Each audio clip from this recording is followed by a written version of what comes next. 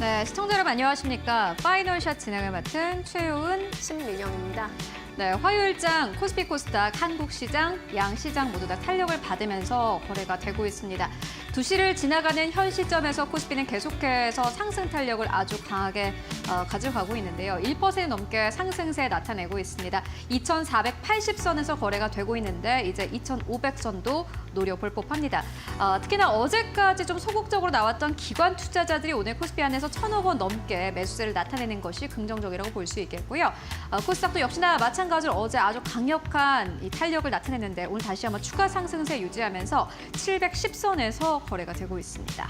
네, 시장의 변동성을 선사했던 트럼프의 관세 관련 발언이 그래도 이제는 좀 누그러지는 듯한 모습도 보이고 있습니다.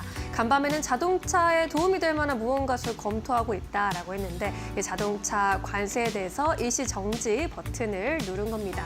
오락가락하는 이런 발언을 두고 유연성이라고 포장을 또 하고 있는데요. 시장에선 그래도 최악은 지났다라는 안도감도 형성이 되고 있는 것 같습니다. 오늘도 시장 마무리 저희와 함께 꼼꼼하게 해보시죠.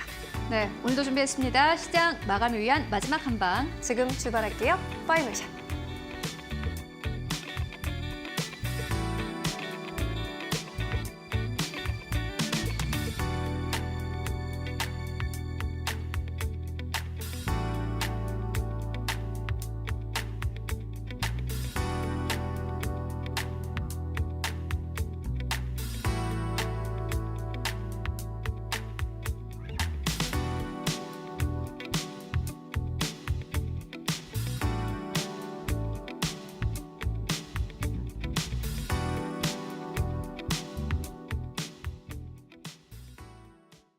네, 오늘 코스피 지수가 1% 가깝게 상승세를 나타내고 있는데 아직도 2,500선 아래입니다. 2020년도에 코로나가 발발했을 때 그때 코스피가 이제 크게 떨어졌다가 다시 한번 3,000선을 넘어서기도 했는데요. 그때는 참 장밋빛 희망이 가득했습니다. 앞으로 4,000선까지 갈 수 있다라는 아주 긍정적인 의견이 나왔는데 지금 2,500선도 사실 되지 않는 것을 본다면은 코스피 지수는 사실 어떻게 보면 계속해서 박스권 안에 갇혀 있다라는 말이 진짜인 것 같습니다.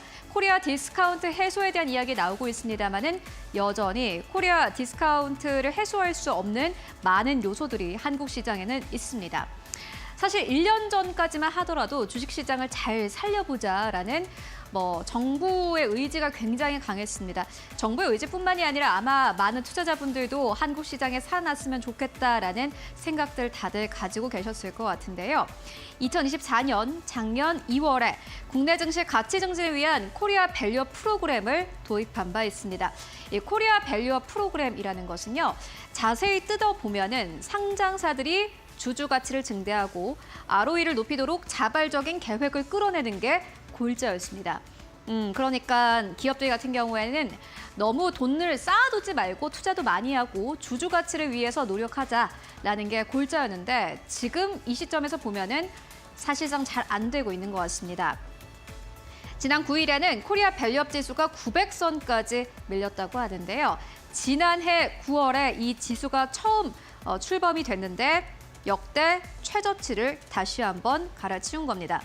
왜 이렇게 떨어졌나 봤더니 일각에서는 미중 무역 전쟁 때문에 그렇다라고 이야기했지만 실질적으로 중국 안에서의 밸류업에 들어가는 기업들은 전혀 그렇지 않았다고 합니다. 일본도 마찬가지인데요. 일본도 역시나 마찬가지로 의미 있는 성과를 내고 있는 것으로 나타났습니다.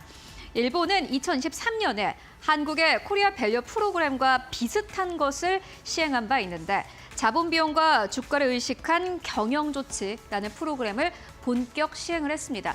이게 잘 되고 나서 한국에서도 코리아 밸류 프로그램이 도입이 된 건데요. ROE를 자본 비용보다 높고 그리고 주가 순자산 비율이 이를 초과하는 기업은 JPX 프라임 지수를 신설해 펀드 자금을 지원하는 방안을 강력하게 지원하기도 했습니다. 그리고 직접적인 불이익을 주지는 않았지만 차원며 기업 명단을 공개하는 방식으로 자발적인 참여를 유도한 바 있는데요. 일본은 성공적이었는데 한국의 코리아 밸류 프로그램은 전혀 그렇지 못했습니다. 사실 정책도 중요하지만은 여기에 참여하는 기업의 의지가 굉장히 중요합니다. 그런데 2024년부터 2025년까지 한국에서는 오히려 정반대의 일이 있었습니다. 만나보시죠. 가장 첫 번째로는 한화 에어로스페이스입니다. 여러분들 아마 다들 알고 계실 것 같은데 2025년 이번 해 들어서 한화 에어로스페이스는 지금까지 주식시장 안에서 역대 최대 규모의 유상증자를 발표한 바 있습니다. 한화 에어로스페이스가 이 유상증자를 발표한 날 주가는 두 자릿수 이상의 급락세를 나타내기도 했습니다.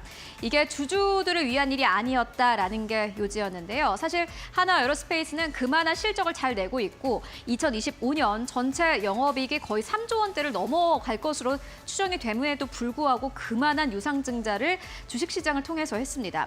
사실 기업 입장에서는 유상증자만큼 손쉬운 방법이 없습니다. 그렇기 때문에 한국의 많은 기업들이 이렇게 유상증자를 단행을 한 거일 테고 주주 입장에서는 지분 희석에 따른 피해가 불가피합니다. 그렇기 때문에 첫 번째로는 한화 에어로스페이스 볼 수 있고요. 두 번째로는 삼성 SDI입니다. 이게 중요한 것은 6개월도 안 돼서 이 두 개의 기업이 함께 유상증자를 발표한 바 있습니다.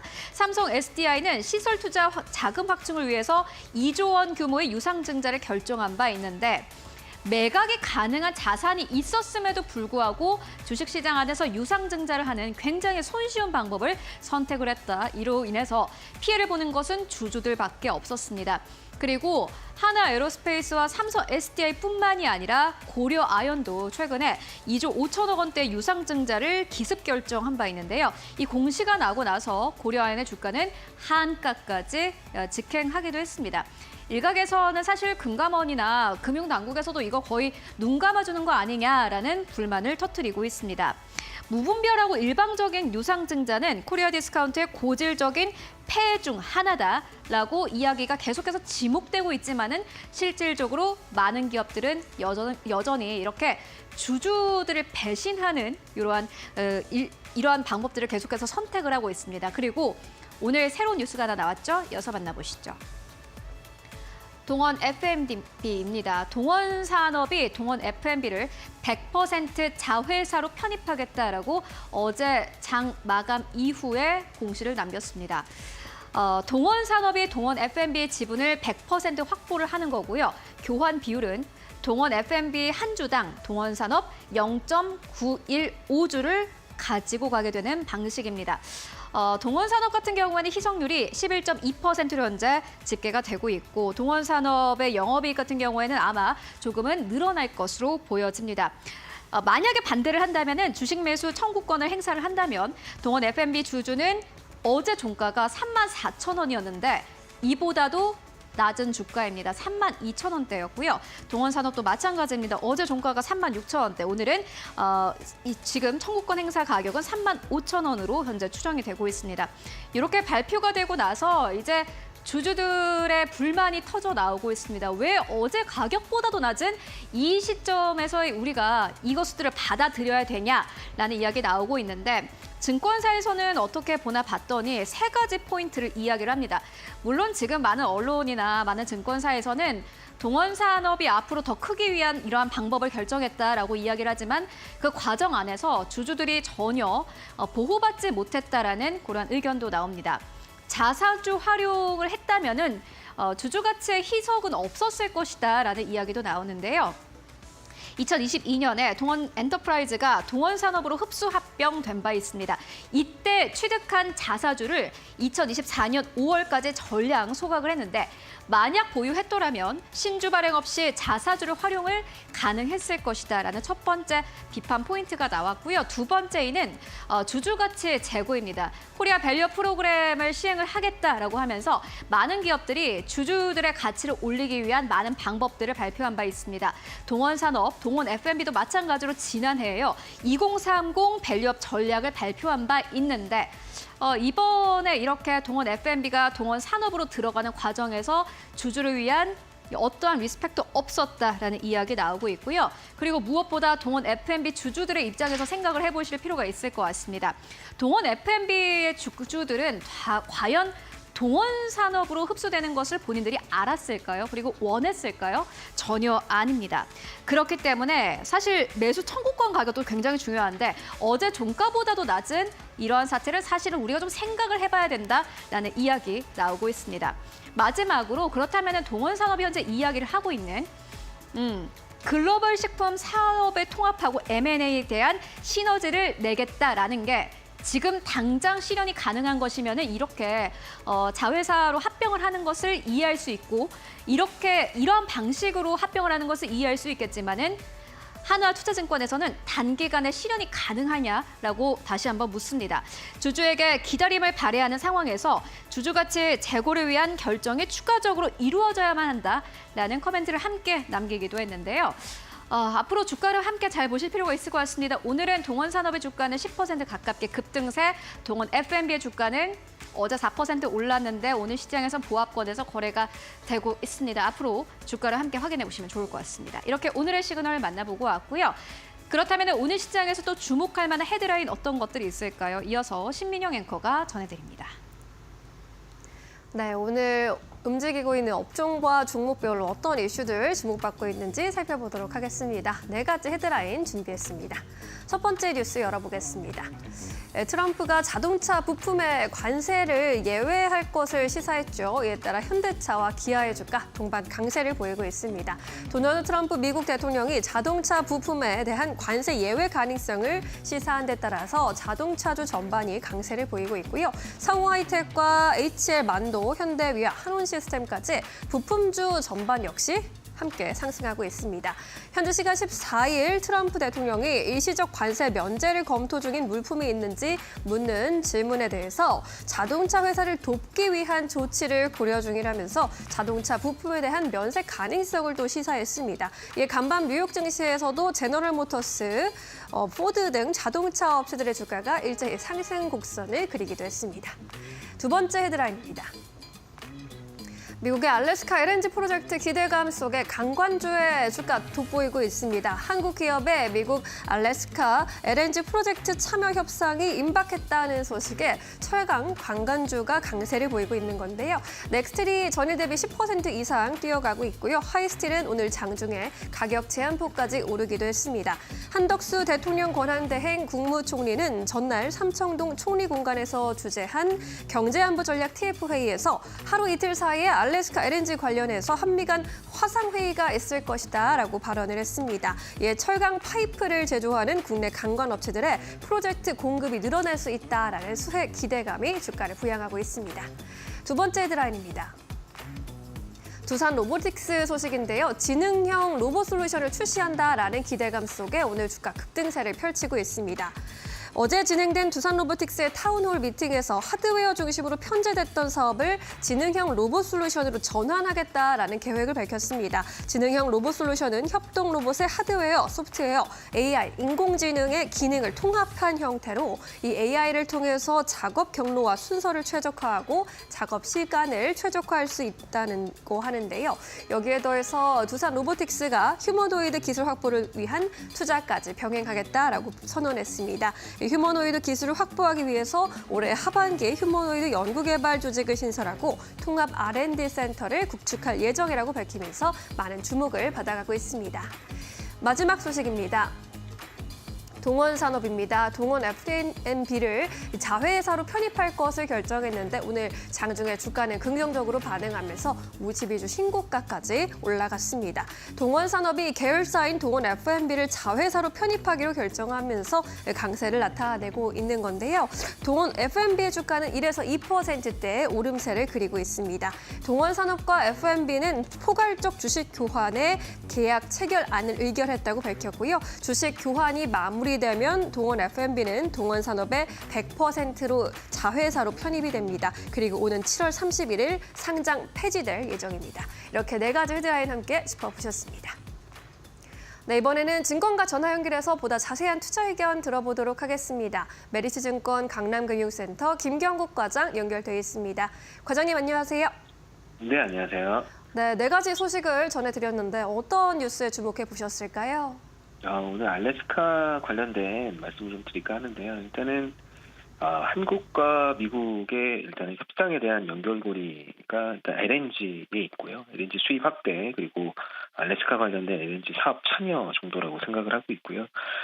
최근에 이제 LNG 밸류체인에 있는 종목들, 그러니까 섹터에 있는 종목들이 향후 좋은 흐름을 이어갈 거라고 판단하고 있습니다. 그래서 천연가스 업스트림 쪽에서는 일단 포스코 인터내셔널이 수혜를 받을 가능성이 높고요. 그래서 포스코 에너지 합병으로 이제 다운스트림도 포스코 인터내셔널이 가능하기 때문에 동 종목이 일단 업스트림, 다운스트림 모두 천연가스, 그러니까 LNG 개발과 관련된 이슈에서 좀 수혜를 받을 가능성이 높다. 그리고 최근에 일단 LNG 관광 업체들도 주가 흐름이 상당히 좋은데 넥스틸과 휴스틸 같은 경우에는 이제 미국에 직접적으로 현지 공장을 확보하고 있고 또 실제로 미국 매출이 70% 이상 나오고 있기 때문에 이 두 업체들, LNG 관광 업체들도 LNG 개발과 관련된 수혜를 좀 장기적으로 받을 가능성이 높다. 그렇게 좀 보고 있습니다. 그리고 여전히 LNG 운반사 신조의 현대중공업과 삼성중공업 그리고 롱텀하게 매우 좋을 것 같고요. 그런데 LNG 벙커링 관련된 현대위퍼도 최근에 시장에 관심이 좀 있는 것 같습니다. 그래서 결론적으로 미국의 이제 정책적 방향과 개를 같이 하고 있는 LNG 밸류체인에 있는 종목들, 섹터에 있는 종목들은 당분간 상승이 지속 가능하다. 이렇게 좀 보고 있습니다. 네, 이렇게 관련해서 의견도 들어보고 왔습니다. 이 밖에도 오늘 오후장에서 매수 관점으로 보고 계신 종목 있으실까요?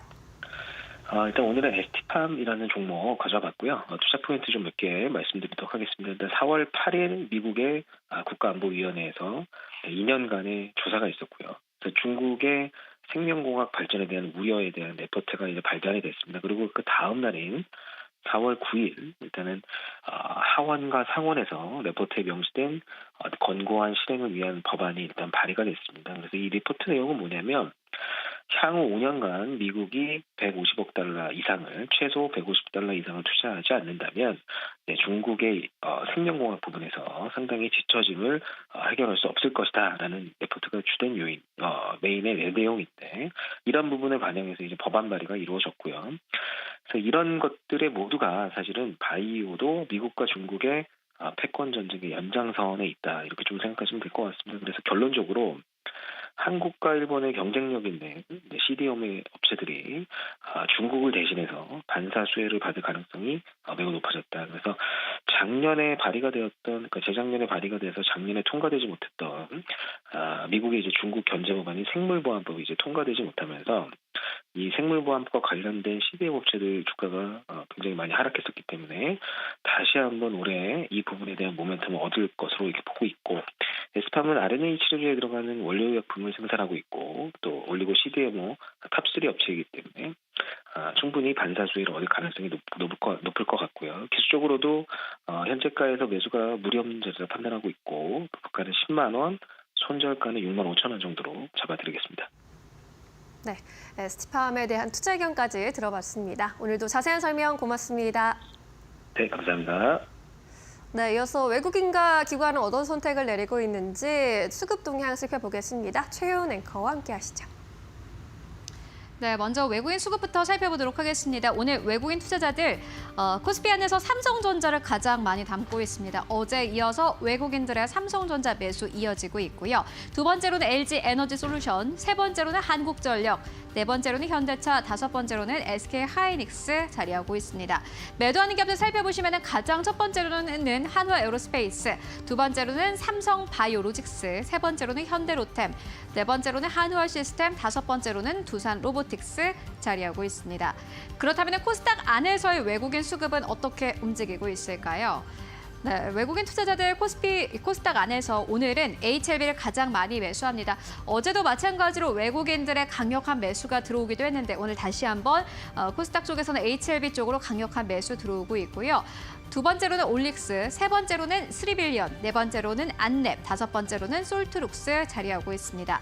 매도하는 기업들 살펴보시면 외국인들 레인보우 로보틱스에 대한 매도가 오늘도 이어지고 있고요. 두 번째로는 네이처셀, 세 번째로는 알테오젠, 네 번째로는 휴젤, 다섯 번째로는 젠백스 자리하고 있습니다. 그렇다면 기관 투자자들 현재 코스피 안에서 어떠한 기업을 사고 팔고 있을까요? 오늘 코스피 안에서 이 기관 투자자들은 매수 우위로 일관하고 있습니다. 어떠한 기업을 가장 많이 사나 봤더니 삼성전자 1위권에 자리하고 있습니다. 외국인과 기관의 쌍끌이 매수 나오고 있습니다.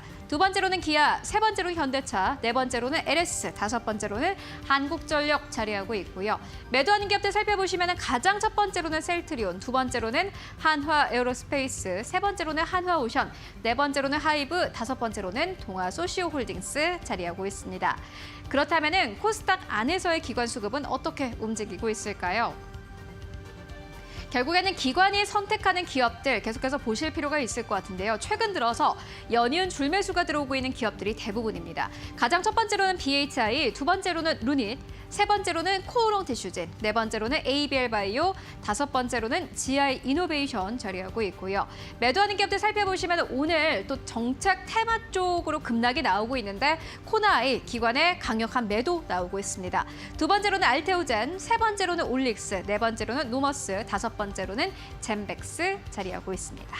네, 지금까지 외국인 기관 수급 함께 살펴보고 왔습니다.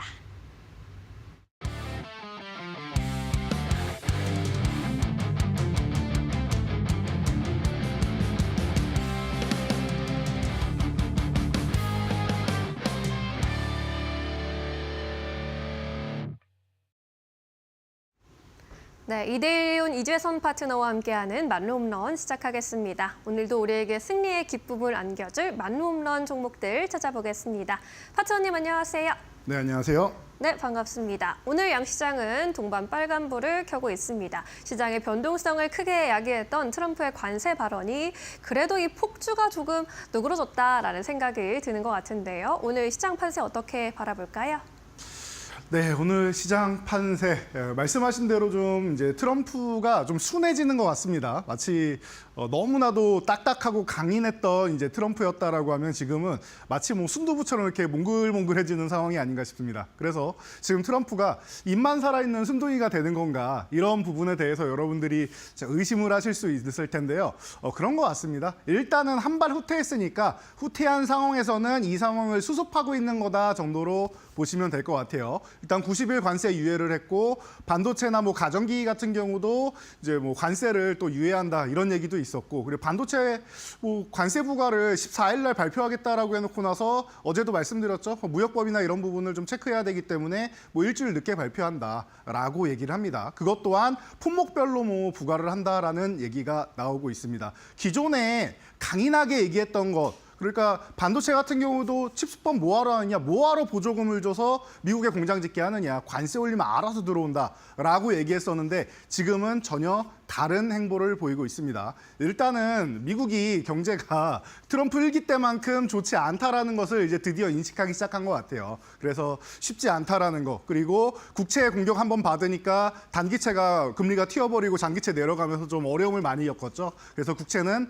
난해하다라는 얘기를 하고 그리고 나서 바로 시진핑은 내 친구다 대화하자라고 한 발 물러섰습니다. 그래서 이 정도까지 여러분들이 수순을 잘 밟으면서 본다 보면은 트럼프가 이제 첫 번째 1라운드에서는 조금 불리하게 가지 않았느냐라고 볼 수 있는데요. 물론 여기서 끝나는 게 아니죠. 장기전으로 갈 가능성이 있고 중국도 장기전을 대비해서 이미 수년간 준비를 해놓은 겁니다, 이게. 그래서 중국이 준비를 더 오래 했기 때문에 시작 자체는 좀 더 뭐 경쾌한 페달을 밟을 수 있다라고 볼 수 있는데요. 여기서 끝이 아니라 트럼프가 또 당연히 플랜 B, 플랜 C 반격 카드를 마련해 놨을 거라고 생각합니다. 그러니까 이 부분에 대해서는 뭐 섣부르게 판단하지 말고 잘 보면서 우리는 중간에 껴있는 입장이죠. 눈치껏 잘 하면 될 것 같습니다. 제가 항상 말씀드리지만 지금 어떻게 보면은 최악의 상황일 수 있지만 어떻게 보면 다행인 게 우리나라는 대통령이라는 수장이 없고 권한 대행이 있기 때문에 살짝 차기 정권으로 미루는 과정, 협상은 적극적으로 하되 지금도 알래스카에 뭐 파견해가지고 적극적으로 알아보겠다 이런 제스처 굉장히 좋은 것 같습니다. 계약을 맺거나 하진 않지만 성사시키진 않지만 적극적인 제스처 보이는 것만으로도 미국에서는 어느 정도는 협상 진행 중이다라고 강력하게 표현할 수 있어요. 그래서 이렇게 얘기하고 있죠.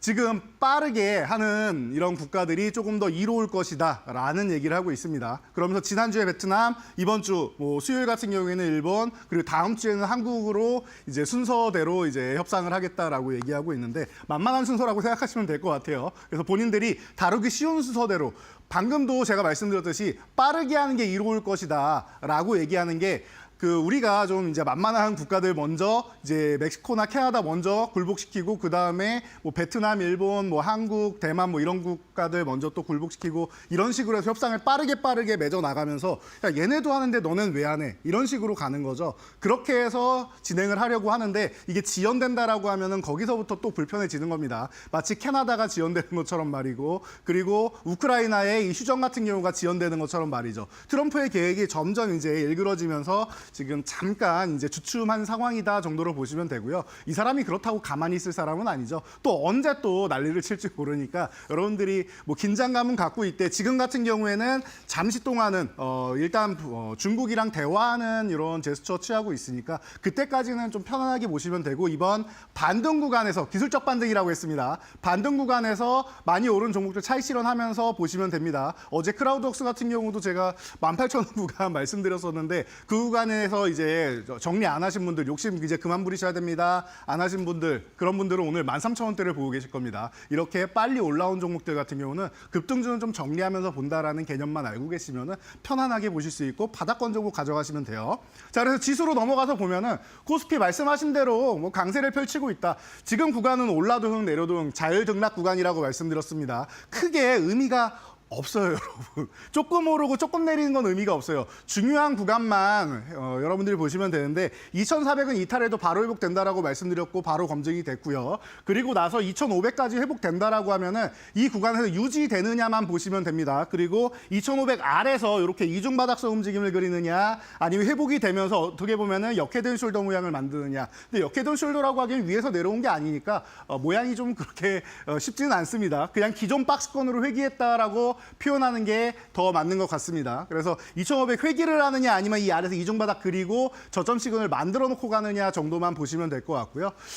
코스닥도 마찬가지인 것 같습니다. 이쪽 같은 경우는 지금 680 회복이 중요하다라고 누누이 말씀을 드렸었는데 680 회복되고 지금 벌써 뭐 700대까지 올라오죠. 730은 사실 크게 의미 있는 구간은 아니기 때문에 680에서 780 좀 넓은 의미에서 좀 보시면 되고요. 위쪽으로 올라가면 저는 이번 봄에 고점 돌파할 가능성을 매우 높게 본다라고 말씀드렸습니다. 지금 4월인데도 벌써 이만큼 올라오는 거 보면은 제가 볼 때는 충분히 가능성이 있을 것 같아요. 올라온 다음에 한번 휴식 구간, 조정 구간 받은 다음에 가는 것도 이제 시간이 충분히 남아 있으니까 여러분들이 지금 뭐 과도하게 걱정할 구간은 아니다. 지금 트럼프의 순두부 같은 그런 구간을 보고 있으니까 여러분들이 조금 내려놓고 그리고 나서 빨리 올라온 종목들만 이런 종목들만 차익 실현하면서 바닥권 종목으로 계속 교체해가면서 좋은 소식 들리는 종목들 보시면 될 것 같습니다.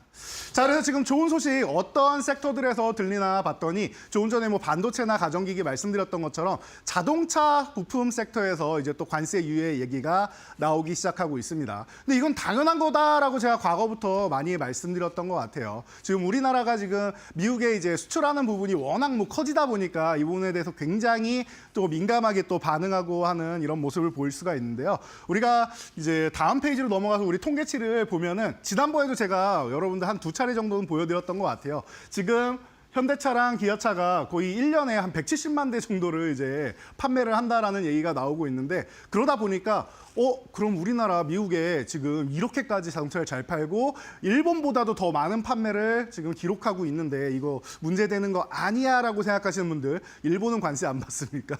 일본도 받습니다. 그리고 뭐 폭스바겐은 안 받습니까? 다 마찬가지 입장인 거예요. 그런데 이게 중요한 게 제가 이 자동차 관세 같은 경우에는 아무래도 이거는 이제 제일 피해보는 국가는 미국 기업이다라는 말씀을 많이 들었습니다. 저 혼자 말씀드린 게 아니라 제가 과거부터 계속 말씀드려왔고 한국 GM 같은 경우는 그럼 어떻게 할 거냐. GM은 미국 기업인데 90%가 미국으로 수출을 한다. 한 달에 한 4만 대 정도를 생산을 합니다. 한국 GM이. 그런데 이 중에 90%를 미국으로 수출을 하는 거죠. 그러면 이 구간에 대해서 1년에 40만 대가 넘는 이런 물량을 관세를 맞아야 되는 GM 입장에서는 어떻겠습니까? 이게 제대로 시행되기가 어렵지 않겠느냐라는 말씀을 제가 기존부터 계속 드려왔습니다. 게다가 현대차, 기아차 같은 경우는 이번에 메타플랜트 설립하고도 이제 최소 30만 대 이상이 추가로 이제 생산이 되고 있고 50만 대까지 추가한다라고 하죠. 그러면은 여러분들 이런 부분을 좀 생각해 보실 필요가 있을 것 같아요.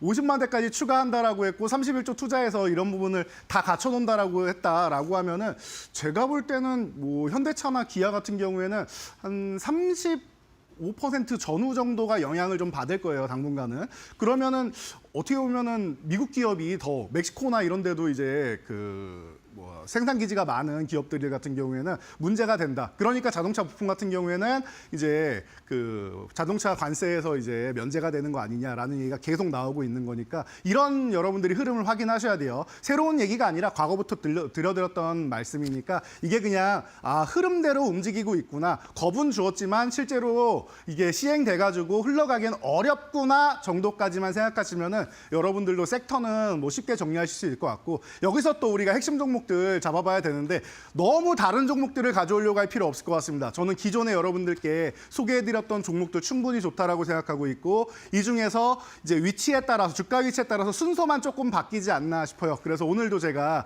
여러분들이 볼만한 종목들 지금 현재 타이밍에서 어떤 위치에 있는가 알려드릴 테니까요. 여러분들도 응원 많이 해주시기 바랍니다.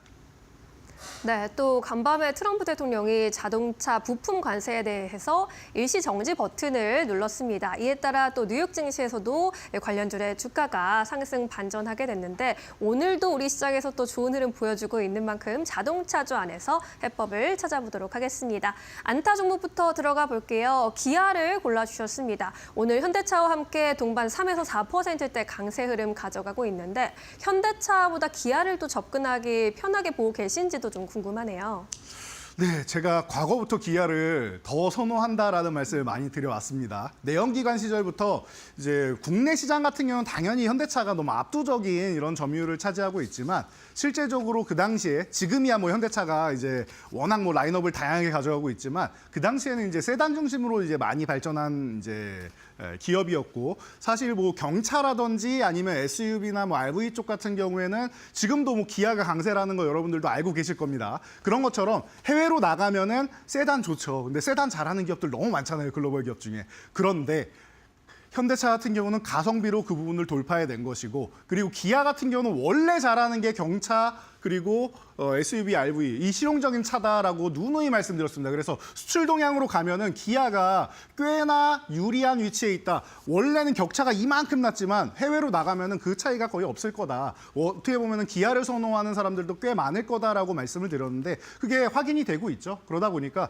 현대차에서 31조 투자를 한다는 게 현대차가 아니라 그룹사 전체에다가 투자를 한다는 겁니다. 스마트 팩토리랑 로봇이랑 이런 부분까지 다 합쳐서예요. 그래서 여러분들이 이런 부분을 생각하시면 되고 미국에서 전기차 보조금, 현대차 같은 경우는 중국산 부품이나 소재 쓰는 거 아니냐라고 해서 잠깐 딜레이 되기도 했지만 기아 같은 경우는 보조금 혜택이 유지되고 있다라는 거, 흔들림이 없다라는 걸 여러분들이 주목을 하셔야 돼요. 그리고 제가 조금 전에 메타플랜트까지 해서 제가 계산을 싹 해서 올려드렸는데요. 지난해에 거의 80만 대에 육박하는 79만 6,488대를 이제 판매를 했습니다. 올해 더 늘어나면 좋겠죠. 80만 대 가면 좋겠는데 이게 원하는 대로 우리가 풀 캐파로 해서 다 생산을 한다라고 하면은 기아는 최대 지금 북미에서 멕시코에서 생산되는 양까지 하면 30만 대까지 포함하면은 85만 대까지 생산을 할 수가 있습니다. 물론 당장이 아니라 메타플랜트가 확장됐을 때까지 얘기해요. 메타플랜트의 40%는 기아차를 생산을 합니다. 그래서 이렇게 본다라고 하면은 제가 볼 때는 기아 같은 경우는 만약에 추후에 관세가 정말로 매겨진다라고 해도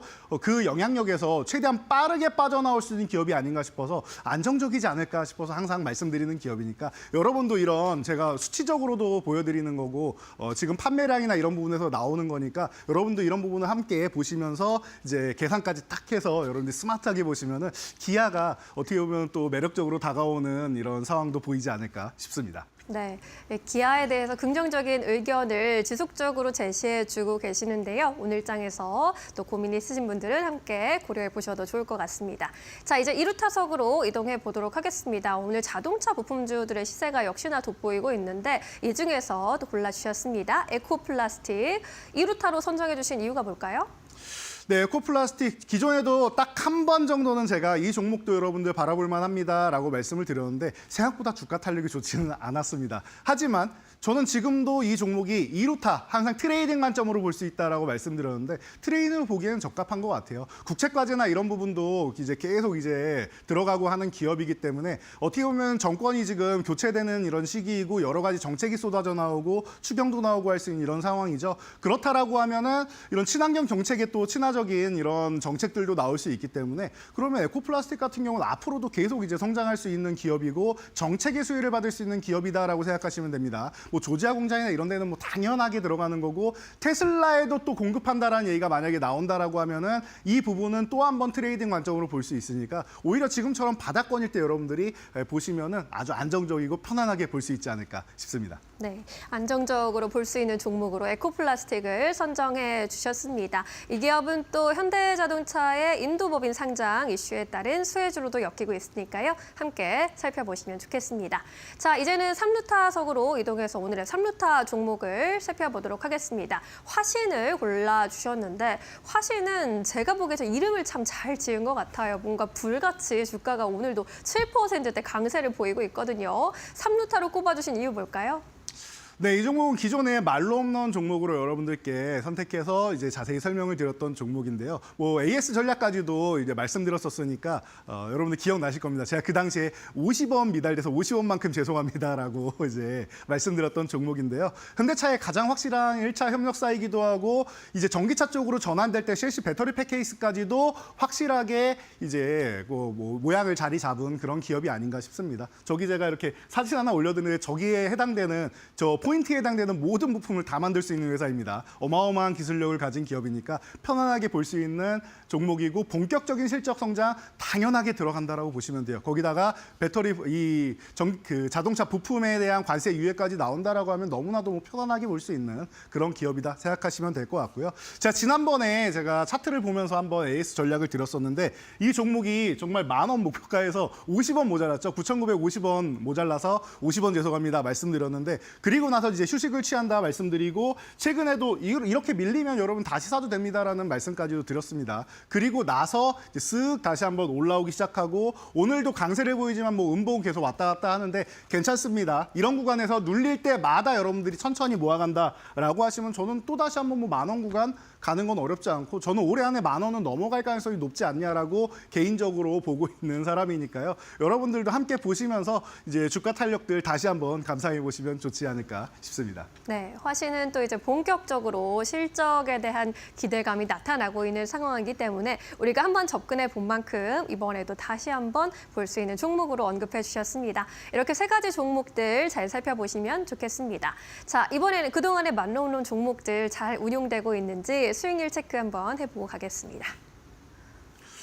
네, 여러분 그동안 말로 없는 종목들 뭐 고점을 계속 높이는 과정 1, 2월 그리고 3월은 저점을 높이는 과정 그리고 이제 4월 같은 경우는 두 가지 다 높일 수 있는 과정 그리고 신규 종목이 많이 들어올 겁니다 말씀드렸는데 크라우드웍스 120% 확인됐다라는 거 체크하시면 되고 그리고 다음 페이지로 넘어가면은 여기가 지금 격전지가 될 수 있다라고 누누이 말씀드렸습니다. 크라우드웍스도 사실 여기 한번 걸쳤다가 올라왔죠. 그런 것처럼 도움닫기 하고 앞으로 또 넘어가야 되니까 이 과정에서 또 이제 여기 있는 종목들이 또 움직일 수 있고 글로벌 텍스프리가 지금 50%에 근접해서 0.4% 남았다 말씀드렸는데 제가 다시 한번 말씀드리고 4월이면은 50% 아래 종목은 못 볼 가능성이 높습니다. 자, 분명히 지난달 말하고 이번 달 초까지만 해도 여러분들 감이 안 오셨겠지만 지금은 바로 눈에 띄실 거예요. 자, 그리고 이제 1차 목표치 앞두고 있는 종목들이 많이 나오고 있습니다. 자, 이번 달에 여러분들 알려드린 종목들만 해도 스틱 인베스트먼트 지금 11,500원까지 지금 단 570원만을 남겨놓고 있습니다. 20% 이상 다 넘어가는 종목들이에요. 이 단기간에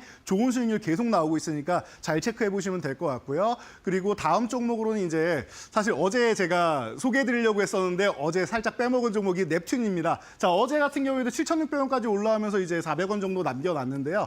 1차 목표치 코앞에 두고 있는 종목입니다. 이 종목들도 다 21%, 22% 이렇게 올라오고 있는 종목이니까 편안하게 보시고 마지막으로 하이젠아레나 같은 경우가 이제 일주일도 안 된 종목이죠. 이 종목 같은 경우는 이제 말씀드리고 이제 3거래일 됐는데 벌써 뭐 28% 정도의 뭐 놀라운 수익률을 이제 보여주고 있습니다. 물론 로봇주가 워낙 뭐 탄력적으로 움직이니까 그런 흐름을 잘 따라가고 있다 보시면 되고 이제 코앞에 두고 있습니다. 1차 목표치. 이런 종목들 잘 보시고 눌림목에서 또 다시 한번 본다라고 생각하시면 될 것 같으니까요. 여러분들 지금 시장 너무 좋습니다. 걱정하지 마시고 급등한 종목들만 찰실현 잘한다라는 거 다시 한번 생각하시면서 오늘 말로 없는 종목도 기대해 주시기 바랍니다. 네, 그동안 이제 최근에 4월 들어서 우리가 신규 접근해봤던 종목들 위주로 리뷰 도와드렸으니까요. 잘 또 시세 따라가 보시면 좋을 것 같습니다.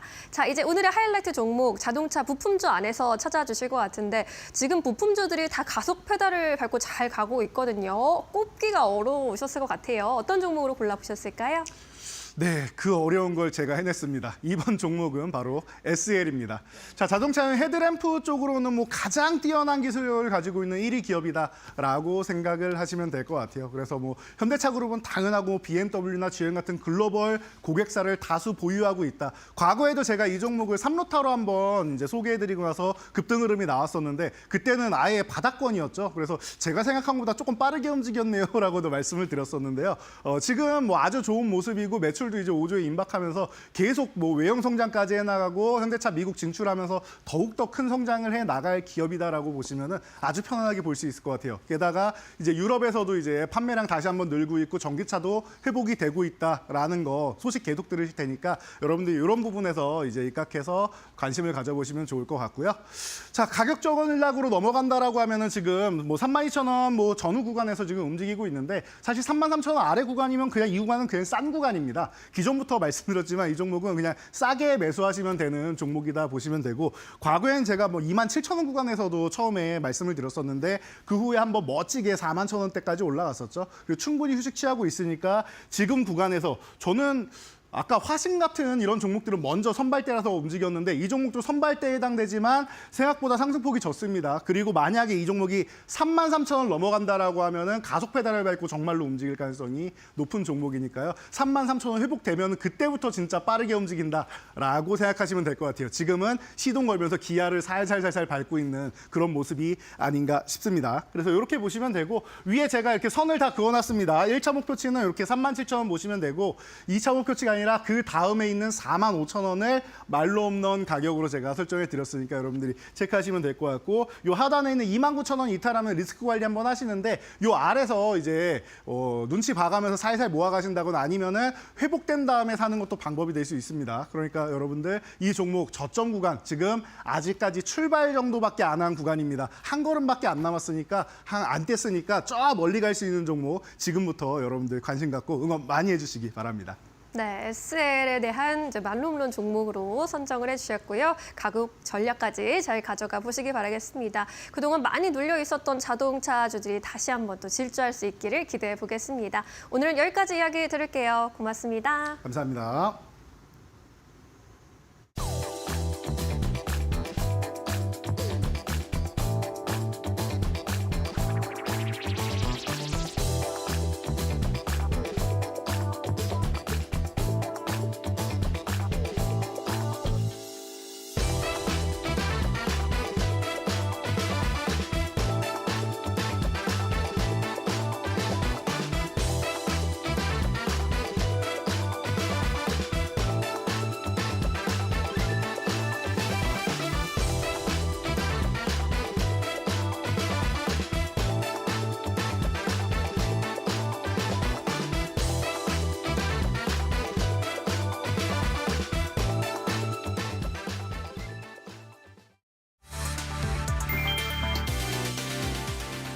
정부가 글로벌 반도체 경쟁력 강화를 위해 기존 26조 원이던 반도체 투자를 33조 원으로 확대한다. 용인 평택 클러스터 등 인프라 구축에 추경 예산을 투입하고 과도한 송전 인프라 비용을 국비로 70%까지 지원한다. 또 100조 원 이상 투자되는 국가 첨단 전략 산업 특화 단지에 대한 전력 용수 등 인프라 지원 한도도 최대 1천억 원으로 늘리고 기반 시설 국비 지원 비율도 최대 50%까지 확대한다.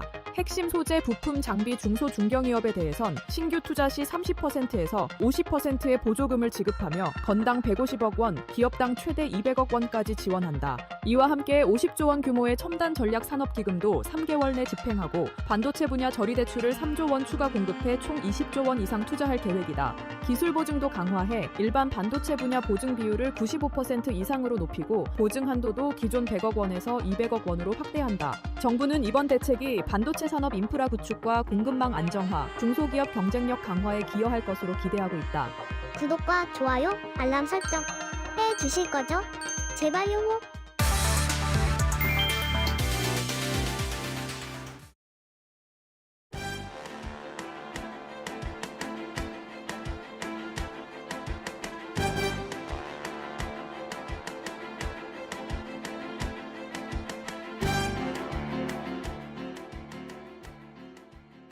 네, 이슈 체크 코너로 이어가 보도록 하겠습니다. 오늘은 이데일리온의 김태훈 파트너 모시고 이야기 나눠보도록 하겠습니다. 안녕하십니까? 안녕하세요.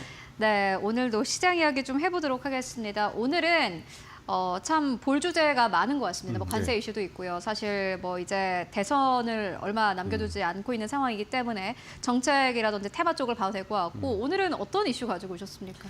그 말 그대로 요번 이 대선 정국으로 확실히 시장이 바뀌었어요. 맞습니다. 그 대선 주자들 중에 뭐 유력한 사람이 이제 말 한마디만 하면 그쪽으로 돈이 우르르 몰려갑니다. 그렇기 때문에 우리 투자자들도 이런 대선 테마로 언급되는 종목들 그리고 이런 섹터들을 한번 공부해서 네. 준비를 하실 필요가 있습니다. 네, 맞습니다. 사실 테마라는 게 되게 어렵고 이전에는 테마 하면은 무조건 위험하다라고만 생각을 하지만 물론 위험한 건 맞습니다만은 결국에 주식시장에 참여하시는 분들 다 돈 벌려고 하는 건데 수익 내려고 하는 네. 건데 이게 좀 어떻게 보면은 앞으로 변동성은 있겠지만 계속해서 볼 필요가 있겠다라는 생각이 들고 그 안에서 보시는 거 있으실까요? 네, 이번엔 좀 창투사를 좀 갖고 왔는데 네. 이거는 어떻게 보면 초보 투자자들도 수익을 낼 수 있는 종목입니다. 네. 왜냐하면 이쪽은 창투사도 우리가 이제 벤처 캐피탈이라고 부르는 건데요. 이 창투사들은 기본적으로 투자를 통해서 투자한 회사들이 잘 커서 나중에 IPO를 하든 M&A를 하든 이런 식으로 해서 돈을 회수해서 그 돈을 갖고 투자해 준 분들한테 배당을 주고 또 상장사일 경우에는 그렇게 상장했을 때 상장한 회사들이 배당을 주주들에게 주고 하는 식으로 사업을 하는 회사입니다. 그래서 이 회사들이 투자하고 있는 회사들은 대부분 지금 시장에서 앞으로 성장성이 있고 그 성장을 해갈 종목들을 많이 편입을 하시죠. 그러니까 투자를 하시죠. 그러다 보니까 이런 종목들 지금 우리 시장에서 요즘 엊그저께 유행했던 K 콘텐츠라는 것들은 이제 어떻게 보면 이 민주당의 대선 주자가 이제 그 대선 공약으로 내놓을 거를 미리 먼저 말을 좀 한 것인데요. 그러다 보니 이런 쪽에 돈이 몰려갑니다. 그런데 이런 K 콘텐츠 쪽에 투자하고 있는 회사들이 바로 이 창수사들입니다.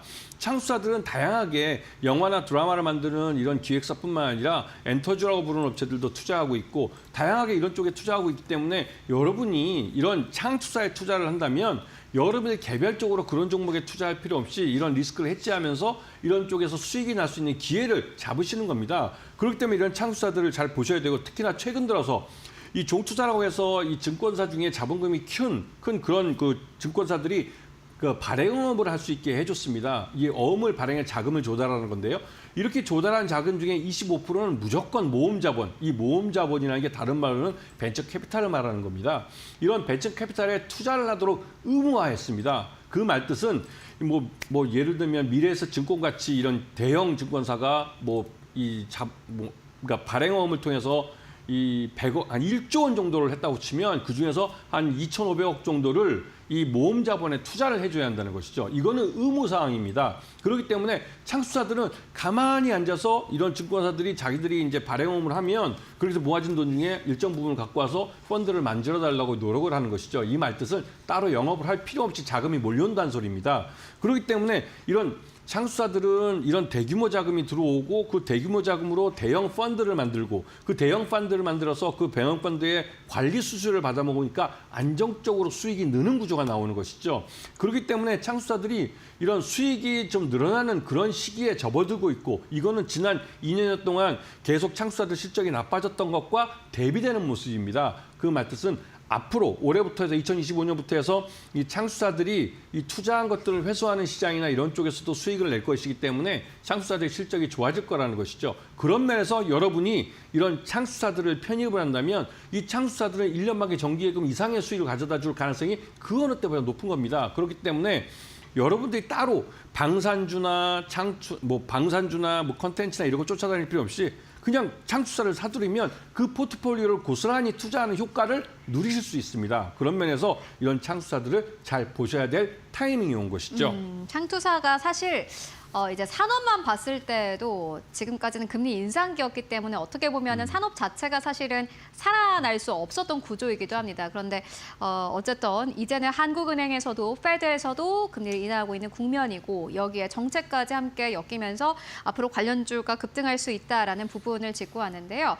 이전에는 컨텐츠 이야기 해주셨는데 그때 이제 스튜디오 뮤르가 상한가를 갔더라고요. 네. 그래서 파트너님 언제 나오나 네. 또 어떤 이슈 가지고 나오나 궁금했었는데 오늘은 창투사 그리고 첫 번째 기업으로는 LB 인베스트먼트 네. 가지고 오셨습니다. 이 기업 좀 설명 듣고 갈까요? 그 LB 인베스트먼트, LB라는 말 잘 모르시는 분들이 많습니다. 이 회사는 옛날에 LG 창투입니다. LG 창업투자라는 회사가 이름을 LB라는 그룹으로 분사돼 가면서 말 그대로 이제 LG 그룹에서 떨어져 나온 것이죠. 그러면서 LB라는 이름을 쓰면서 그 안에 핵심 회사로 LB 인베스트먼트가 만들어진 겁니다. 그래서 이 회사도 굉장히 1세대 창투사라고 할 수가 있고 1996년에 만들어졌기 때문에 굉장히 오래된 회사죠. 그리고 투자 경력이 많습니다. 다양한 투자 기회를 해봤고 다양한 투자 기회 속에서 회수도 해봤고 실패도 해본 회사입니다. 그렇기 때문에 이러한 성공과 실패의 이 경험들을 갖고 있는 우수한 인재들을 많이 갖고 있는 회사이기 때문에 이 회사는 새로운 신규 펀드도 다른 창수와 다르게 규모가 굉장히 크게 하고 있죠. 그래서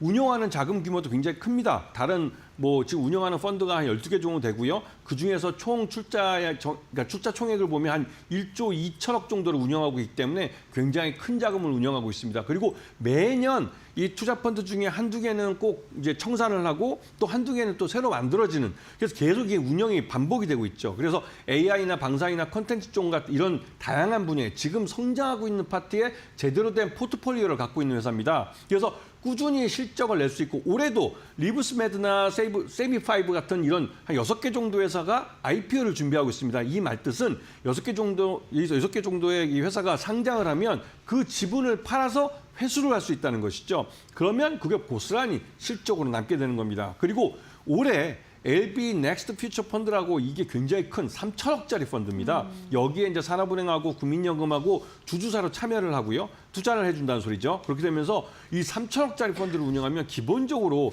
여기서 관리 수수료를 받게 되는데 그 관리 수수료도 규모가 굉장히 크죠.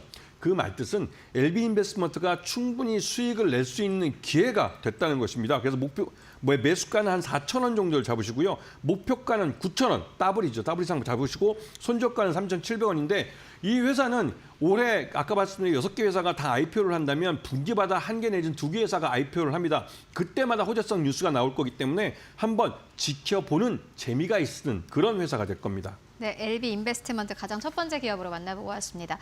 창투사 투자가 좀 어려운 게 괜찮은 기업을 선택하기가 참 쉽지가 않습니다. 투자라는 게 아마 시청자분들도 다 아시겠지만은 이게 뭐든 다 투자해가지고 회수할 수 있는 게 아니거든요. 그렇죠. 뭔가가 이제 하나가 터져야지 사실은 가능한 건데 그런 측면에서 봤을 때 리스크도 있고요, 사실. 두 번째 기업으로는 HB 인베스트먼트 가지고 오셨습니다. 이 기업은 어떻게 보면 되겠습니까? 이변 이제 상장한 지 1년이 지나서 최대주 지분이 이제 보유에서 풀렸습니다. 그런데도 주가가 바닥을 기고 있죠.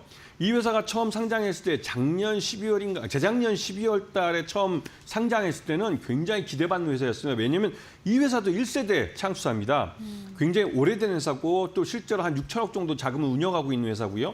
그리고 이번에 올해 들어와서 처음으로 사모펀드 PF를 만들었습니다. 이게 기존 다른 창수사도 많이 진출했는데 좀 늦게 진출한 것이죠. 그러면서 올해 만기가 되는 그러니까 투자 조합이 총 5개 정도 되기 때문에 그중에서 이 실제로 이제 일반적인 관리 수수료뿐만 아니라 여기서 이제 성과 수수료를 받게 됩니다. 이게 인센티브인데요. 그럼 전체적으로 목표라는 수익률이 연 12%를 했다면 연 12%를 초과하는 분야에 대해서는 말 그대로 인센티브를 받게 되는 것이죠. 그렇기 때문에 HB 인베스트먼트 올해 실적이 진짜 좋아질 가능성이 높은 회사입니다. 그런데 주가를 보십시오. 주가는 바닥을 기고 있습니다. 이 말뜻은 HB 인베스트는 이래나 저래가나 실적과 대비해서 주가가 오를 가능성이 높다는 것이죠. 그렇기 때문에 오랫동안 하락한 측면도 있고 하고 HB 인베스트에 올해 상장하는 회사들이 꽤 있기 때문에 이런 것도 보시고 요번에 이제 달바라는 그 화장품 회사입니다. 천연물 화장품인데 달바 글로벌이라는 회사가 요번에 IPO를 준비하고 있고 조만간에 그 수요 예측을 한다는 걸로 알고 있습니다. 근데 이 회사가 한 8천억 정도로 시장에서 평가되고 있지만 그 전에 비상장으로 있을 때는 한 1조 원짜리 회사로 평가받던 회사입니다. 그렇기 때문에 상장 이후에 주가가 오를 가능성이 크고 그런데 이 달바 글로벌에 대해서 보유회수 기본적으로 상수사들은 상장을 할 때 3개월 정도 보유회수를 합니다. 그 이후엔 팔 수가 있죠. 그러면 HBFS는 초기부터 투자했기 때문에 달바 글로벌 주가가 공모가가 얼마에 결정될지 모르겠지만 상장 이후에도 꽤 높이 형성될 가능성이 높기 때문에 H인베스트의 회수율이 굉장히 높을 겁니다. 그것 때문에도 더더욱 이 달바 글로벌이 속해 있는 펀드가 올해 청산한다면 꽤 큰 성과 수주를 받을 가능성이 높은 것이죠. 이런 면에서 H인베스트들은 관심을 갖고 보셔야 될 타이밍입니다. 주가는 어떻게 보십니까? 주가는 지금 보면 이 매수가 굉장히 낮거든요. 매수가가 한 1,900원 정도 잡으시고 목표가는 한 4,000원 정도 잡으시는데 아까 말씀드렸지만 창수사들이 한국은행의 기준금리 인하나 이런 호재성 재료가 계속 나오면 전체적으로 이 창수사 모두가 다 섹터가 이제 재평가를 통해서 오를 가능성이 큽니다. 그런 걸 감안해서 목표가는 더 올려잡을 수 있고요. 손절가는 1,770원을 제시해드리는데 방망이 짧게 잡아야 되는 때기라 이렇게 짧게 잡아드립니다. 네, 알겠습니다. HB 인베스트먼트까지 만나보고 왔고요.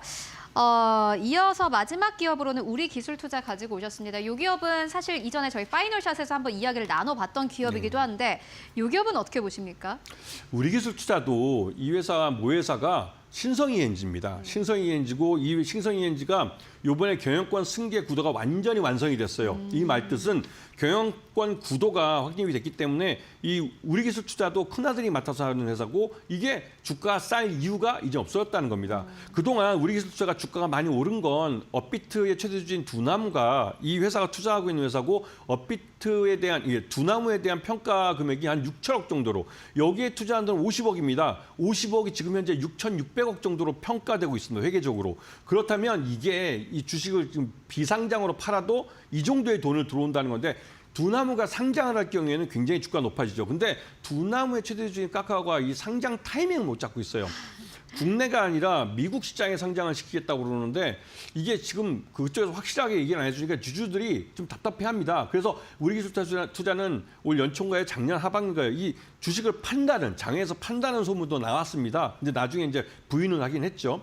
그리고 이 회사가 최근 들어서 안다르라고 이게 여성용 그 운동복이죠. 운동복을 만드는 회사에 투자를 했는데 이런 구주도 인수를 하면서 투자를 했습니다. 그러면서 이 회사가 안다르가 이번에 IPO에 들어간다는 얘기 나오고 있기 때문에 이 우리기술투자도 자기 자금을 투자해서 투자하는 회사의 다른 창수사들과 다르게 이 펀드 청산이 이런 것보다도 자기 자금을 갖고 투자하는 거기 때문에 곧바로 이 우리기술투자의 회계에 반영이 됩니다. 그 말뜻은 우리기술투자의 실적이 굉장히 좋아질 수 있는 여건이 갖춰지고 있다는 것이죠.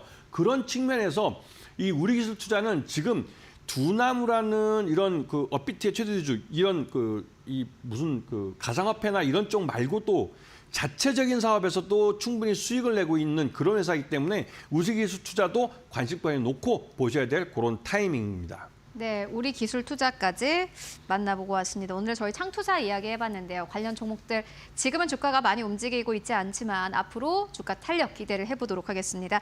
지금까지 김태훈 파트너와 함께 이야기 나눠봤습니다. 말씀 고맙습니다. 감사합니다.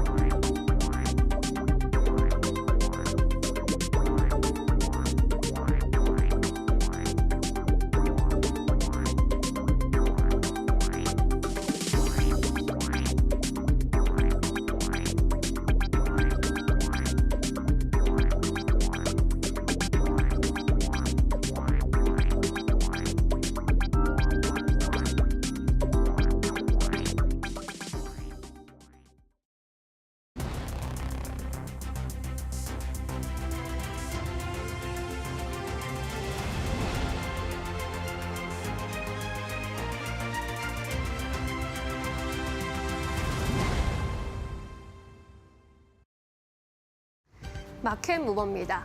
트럼프 미국 대통령이 상호 관세에 대한 유예를 90일 정도로 잡아놓은 가운데 이제 주요국들과 본격적인 협상 모드에 돌입했습니다. 이제는 정말로 협상의 시간이 다가온 건데요.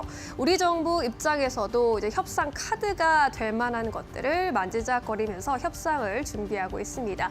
대표적으로 협상 카드가 될 만한 것들로는 조선업 그리고 LNG 프로젝트에서의 협력이 꼽히고 있는데요. 특히 이 LNG 프로젝트 와 관련해서는 이제 정식의 논의가 있을 것으로 보이고 있습니다. 대통령 권한대행 국무총리인 한덕수 국무총리가 삼청동 총리 공간에서 주재한 경제안보전략 TF에서 이 같은 발언을 했는데요. 이제 하루 이틀 사이에 알래스카 LNG 관련 한미 간 화상회의가 있을 것으로 예상한다고 하면서 관련 협상에 대한 기대감을 높이고 있습니다. 알래스카 LNG 프로젝트의 경우에는 이제 미국이 특히나 힘을 주고 있는 사업이고 트럼프 대통령의 오랜 수건 사업이기도 한데요. 알래스카에서 생산된 가스를 운송해서 아시아로 수출하기 위한 길이가 807마일, 무려 1,300km에 이르는 긴 가스관을 건설하는 사업으로 볼 수 있습니다. 앞으로 주요 일정으로는 일단 파이프라인 건설이 가장 시작이 먼저 되어야 하는 건데요. 올해 건설이 시작된다라고 하더라도 첫 가스 공급까지 4년이 걸립니다. 이 건설하는데 무려 4년이 걸릴 것으로 보이고요. 이에 따라 첫 가스 공급은 2029년 7월이 지나서야 이루어질 것으로 보입니다.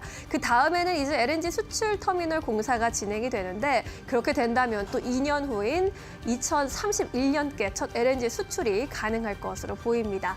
이러한 협상 기대감이 최고조로 달아오르면서 국내 증시에서도 관련주들이 큰 주목을 받아가고 있는데요. 일명 대왕고래 테마주로 주목을 많이 받았었던 종목들이 이제 LNG 테마로 옷을 갈아입은 모습입니다.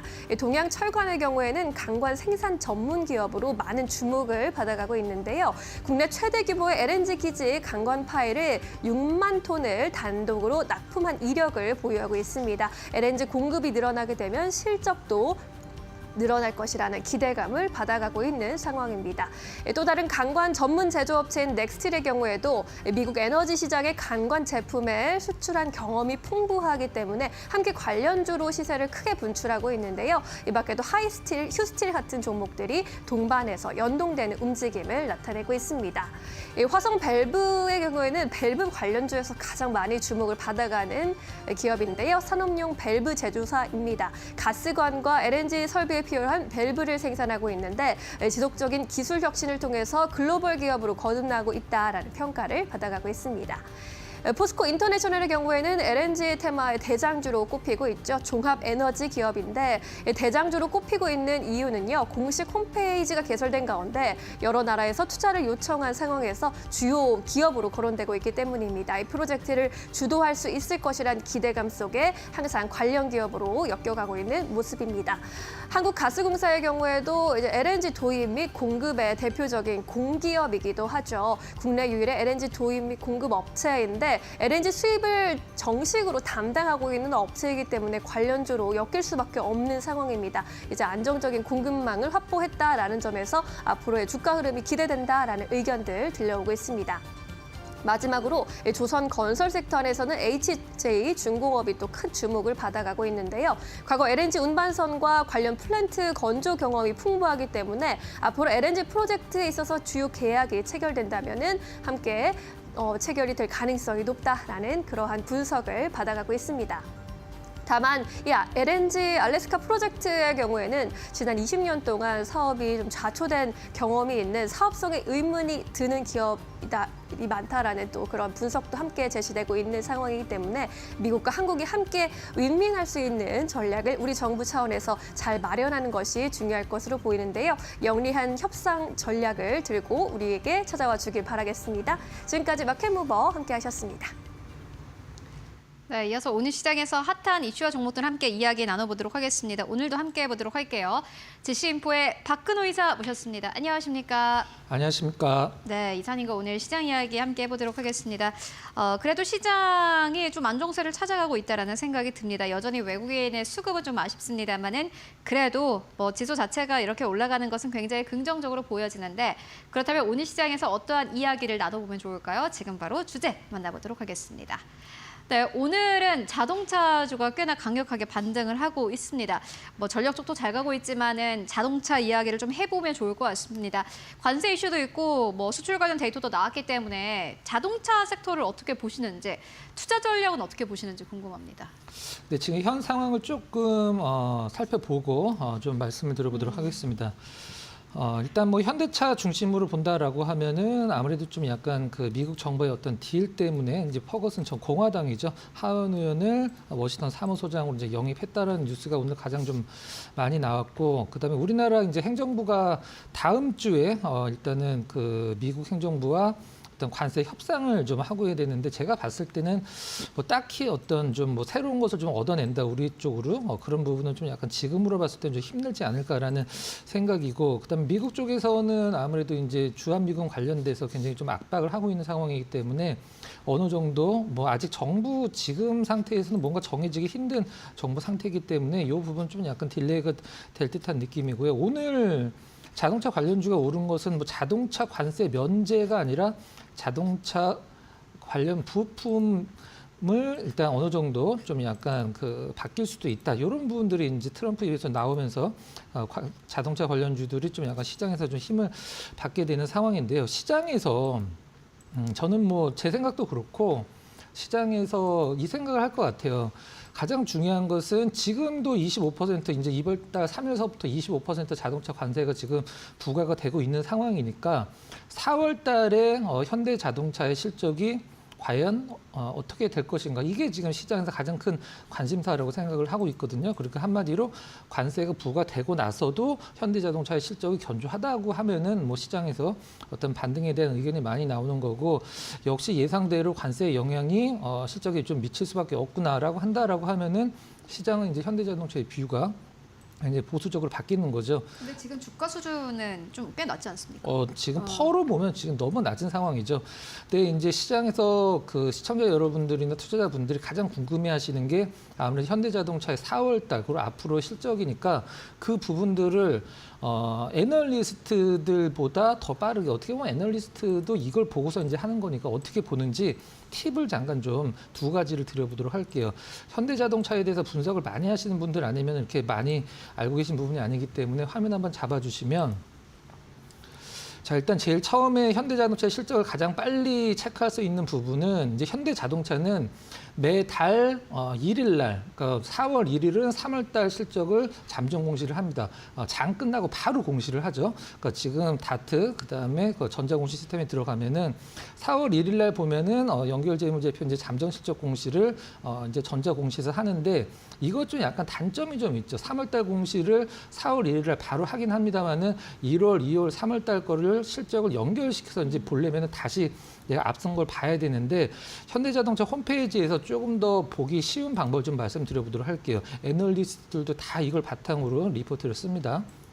자, 이거는 아시는 분들이 별로 안 계실 것 같은데 현대자동차의 실적을 가장 빨리 볼 수 있는 방법입니다. 네, 너스레만 자꾸 떠시고 빨리 알려주세요. 현대자동차 홈페이지 들어갑니다. 네. 현대자동차 홈페이지 들어가서 오른쪽 위에 지금 화면에 좀 약간 잘려 있는데 오른쪽 위에 이제 돋보기 표시가 있을 거예요. 돋보기 표시 옆에 점 3개인 거를 누르면 이제 검색어가 나오는데, 과거에는 현대자동차가 이거를 바깥으로 빼냈었는데 지금 안에도 좀 감춰놨더라고요. 근데 여기다 이제 검색어를 IR이라고 치면은 페이지가 하나 좀 나오게 되는데, 맨 옆에 보면 이제 IR 정보라고 이제 들어가시면은 여기서 이제 현대자동차에 대한 관련 정보가 나오는데, 여기서 주요 정보를 들어갑니다. 네. 주요 정보 들어가서 밑으로 쭉 내리면 이제 여기서 이제 그 월별로 이제 차종별로 어떤 차가 많이 팔렸는지, 그다음에 그렇죠. 네. 해외 공장에서는 어떤 뭐 실적이 나왔는지, 지역별로는 어떤 실적이 나왔는지 다 엑셀로 받아볼 수가 있거든요. 제가 한번 받아놨으니까 어떤 식으로 나오는지 한번 보도록 하겠습니다.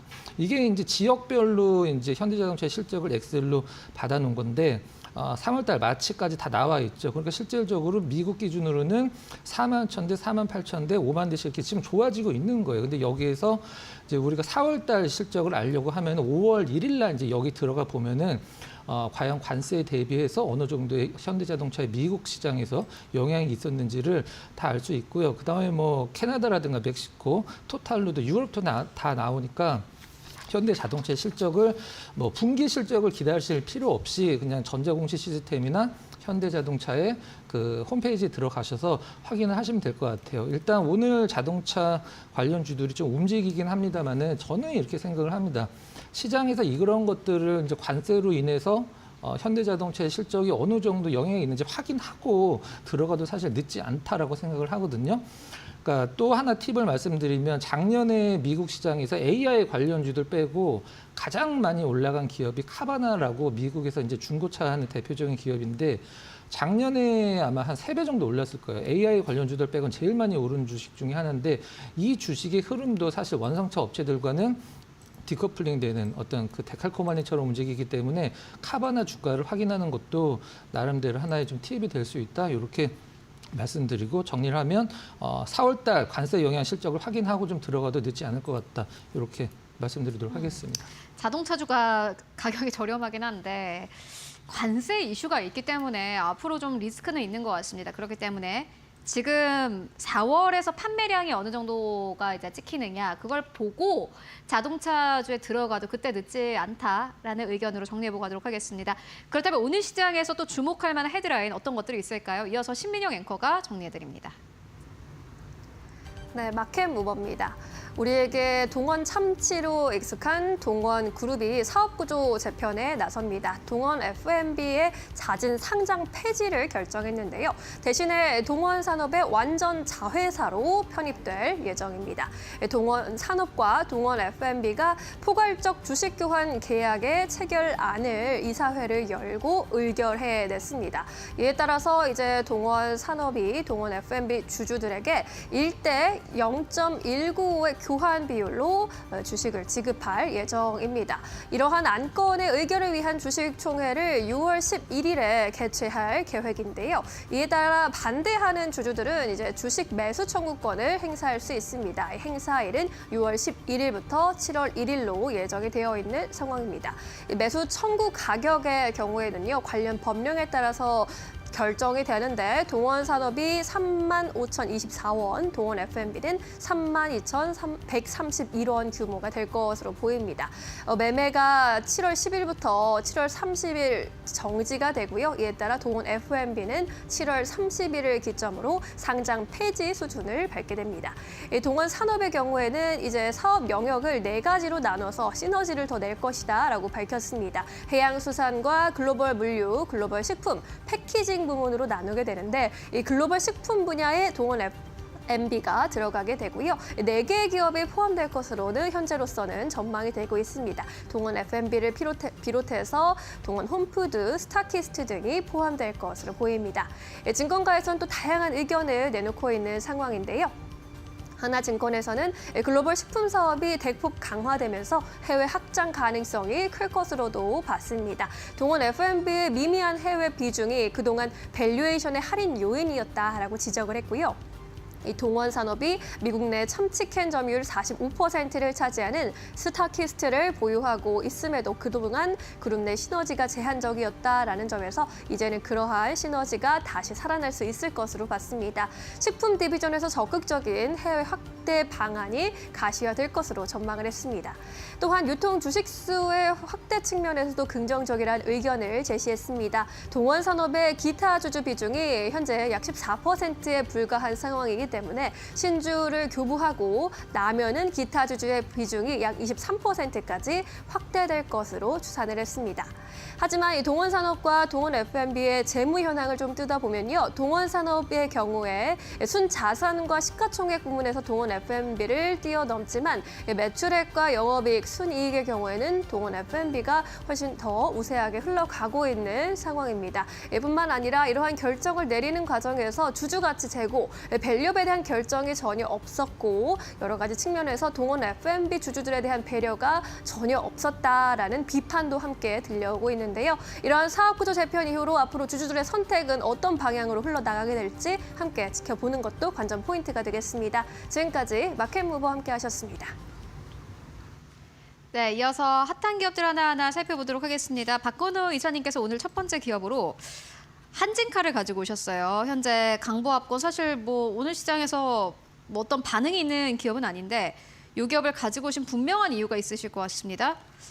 이 기업을 왜 보시고 계실까요? 네, 일단 지금 뭐 대한항공, 뭐 아시아나항공 이제 합병 거의 마무리 그렇죠. 수준의 수순에 들어가면서 이제 지주회사로서 어떤 저평가 부분이기도 하고 이제 시장에서 실질적으로 이제 제 의견이 아니라 일단 과거에 얼마 전서부터 좀 얘기가 잠깐 나오는 부분이 있어서 그 부분을 시청자 여러분들께 좀 약간 공유를 하고자 네. 좀 준비를 좀 했습니다.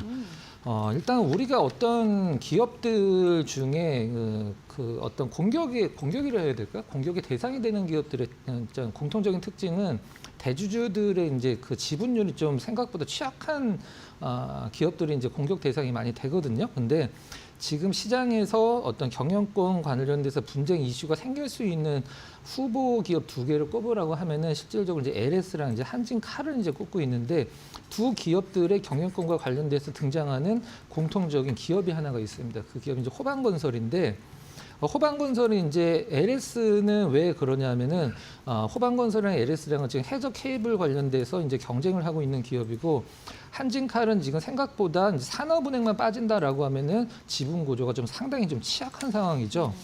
호방건설은 이제 M&A에는 뭐 굉장히 좀 그 열성을 갖고 있는 기업이기 때문에 과거에 이제 대우건설 인수 때서부터 자 일단 한진칼 그 대주주 지분율을 좀 살펴보면 지금 이제 회장이 조원태 회장과 특수 관계자 지분을 합치면 이제 19%가 좀 넘고요.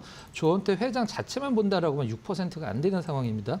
그다음에 호방건설이 단독으로는 지금 현재 지분이 가장 높습니다. 7.9%. 그다음에 이제 미국의 델타항공은 이제 협력 관계에 있으니까 이제 대한항공 쪽이라고 보시면 될 것 같고 14.9%. 가장 문제는 이제 한국산업은행이 갖고 있는 10%가 넘는 지분인데.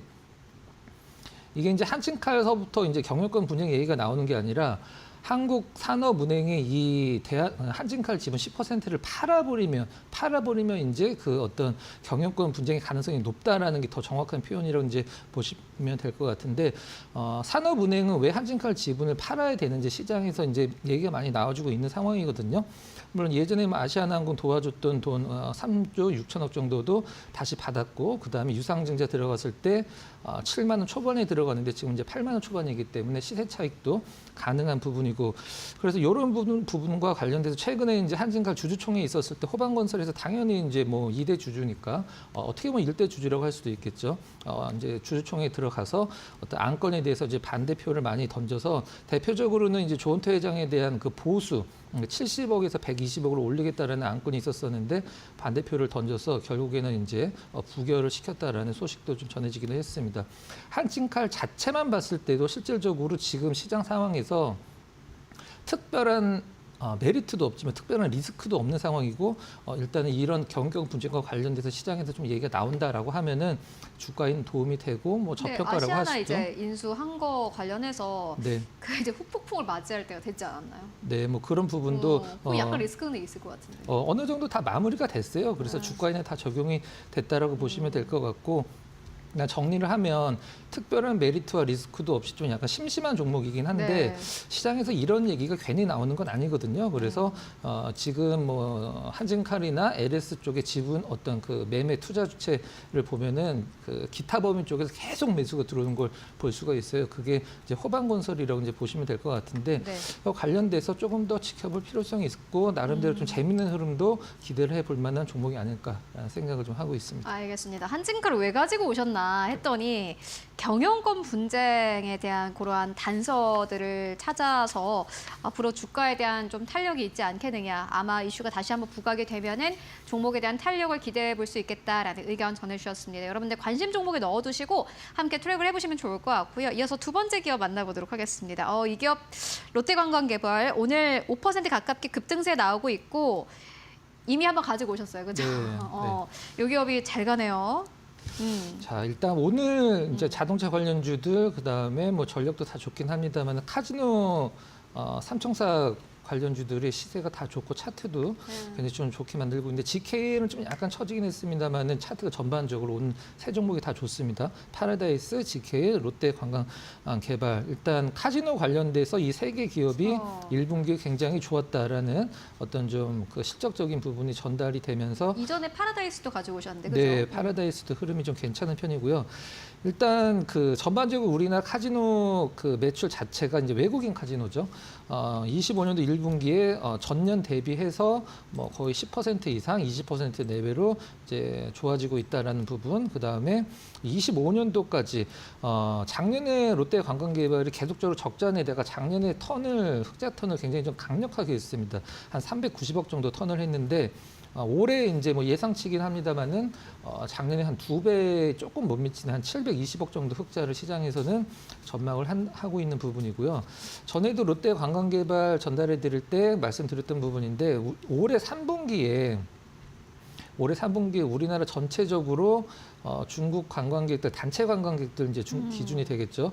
전부 무비자로 일단 입국이 가능한 이제 부분을 추진을 하고 있는데 그러면은 제주도는 실질적으로 좀 약간 피해를 볼 수 있긴 합니다만은 롯데 관광개발 입장에서는 지금 가장 큰 매출을 올리고 있는 부분이 이제 중국 쪽에 어떤 관광객들 카지노도 있지만 제주도가 이제 그 일본이랑 가깝잖아요. 그래서 일본의 VIP들 우리가 보통 카지노에서는 이제 하이롤러라고 이제 부르는데 배팅을 굉장히 세게 하는 이 고객들이 굉장히 많이 좀 증가를 하고 있다는 부분이 롯데 관광개발을 다른 여타 이제 서울이나 인천에 있는 카지노보다도 시장에서 조금 더 어떤 특별함을 좀 주고 있는 부분이 아닐까라는 생각을 좀 하고 있습니다. 일단 매출 구조는 카지노가 이제 절반 정도를 차지를 하고 호텔이 30%, 그다음에 영업 이제 해외 여행 쪽이 한 20% 정도 차지하는 기업이고요.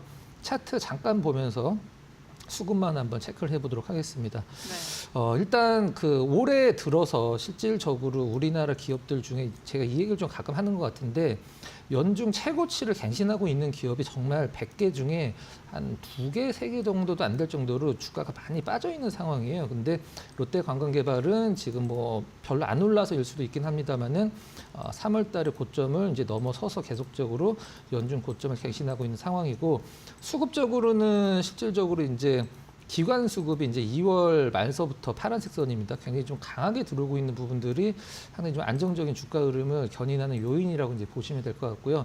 외국인 수급은 이제 별로 좋진 않았었는데 오늘 아마 매수로 전환이 된 걸로 제가 막판까지 뭐 체크를 했는데 정리를 하면 사고 있는 기관은 계속적으로 매수를 강화를 해 나가고 있고 매도였던 외국인들은 매수로 전환이 됐다.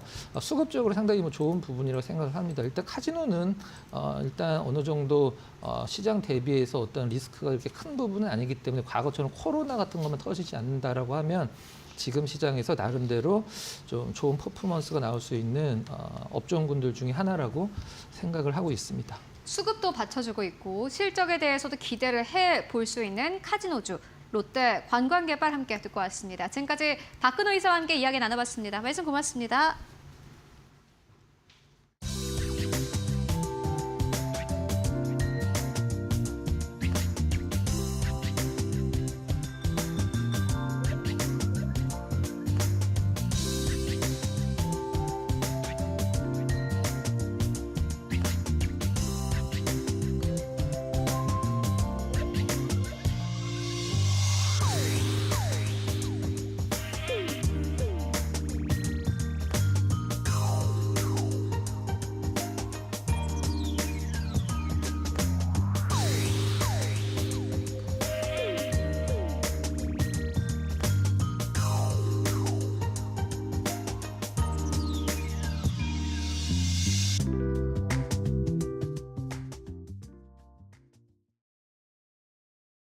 네, 마감 전략 세워보도록 하겠습니다. SK증권 이천 PB센터로 가보도록 하겠습니다. 서영훈 차장 연결되어 있습니다.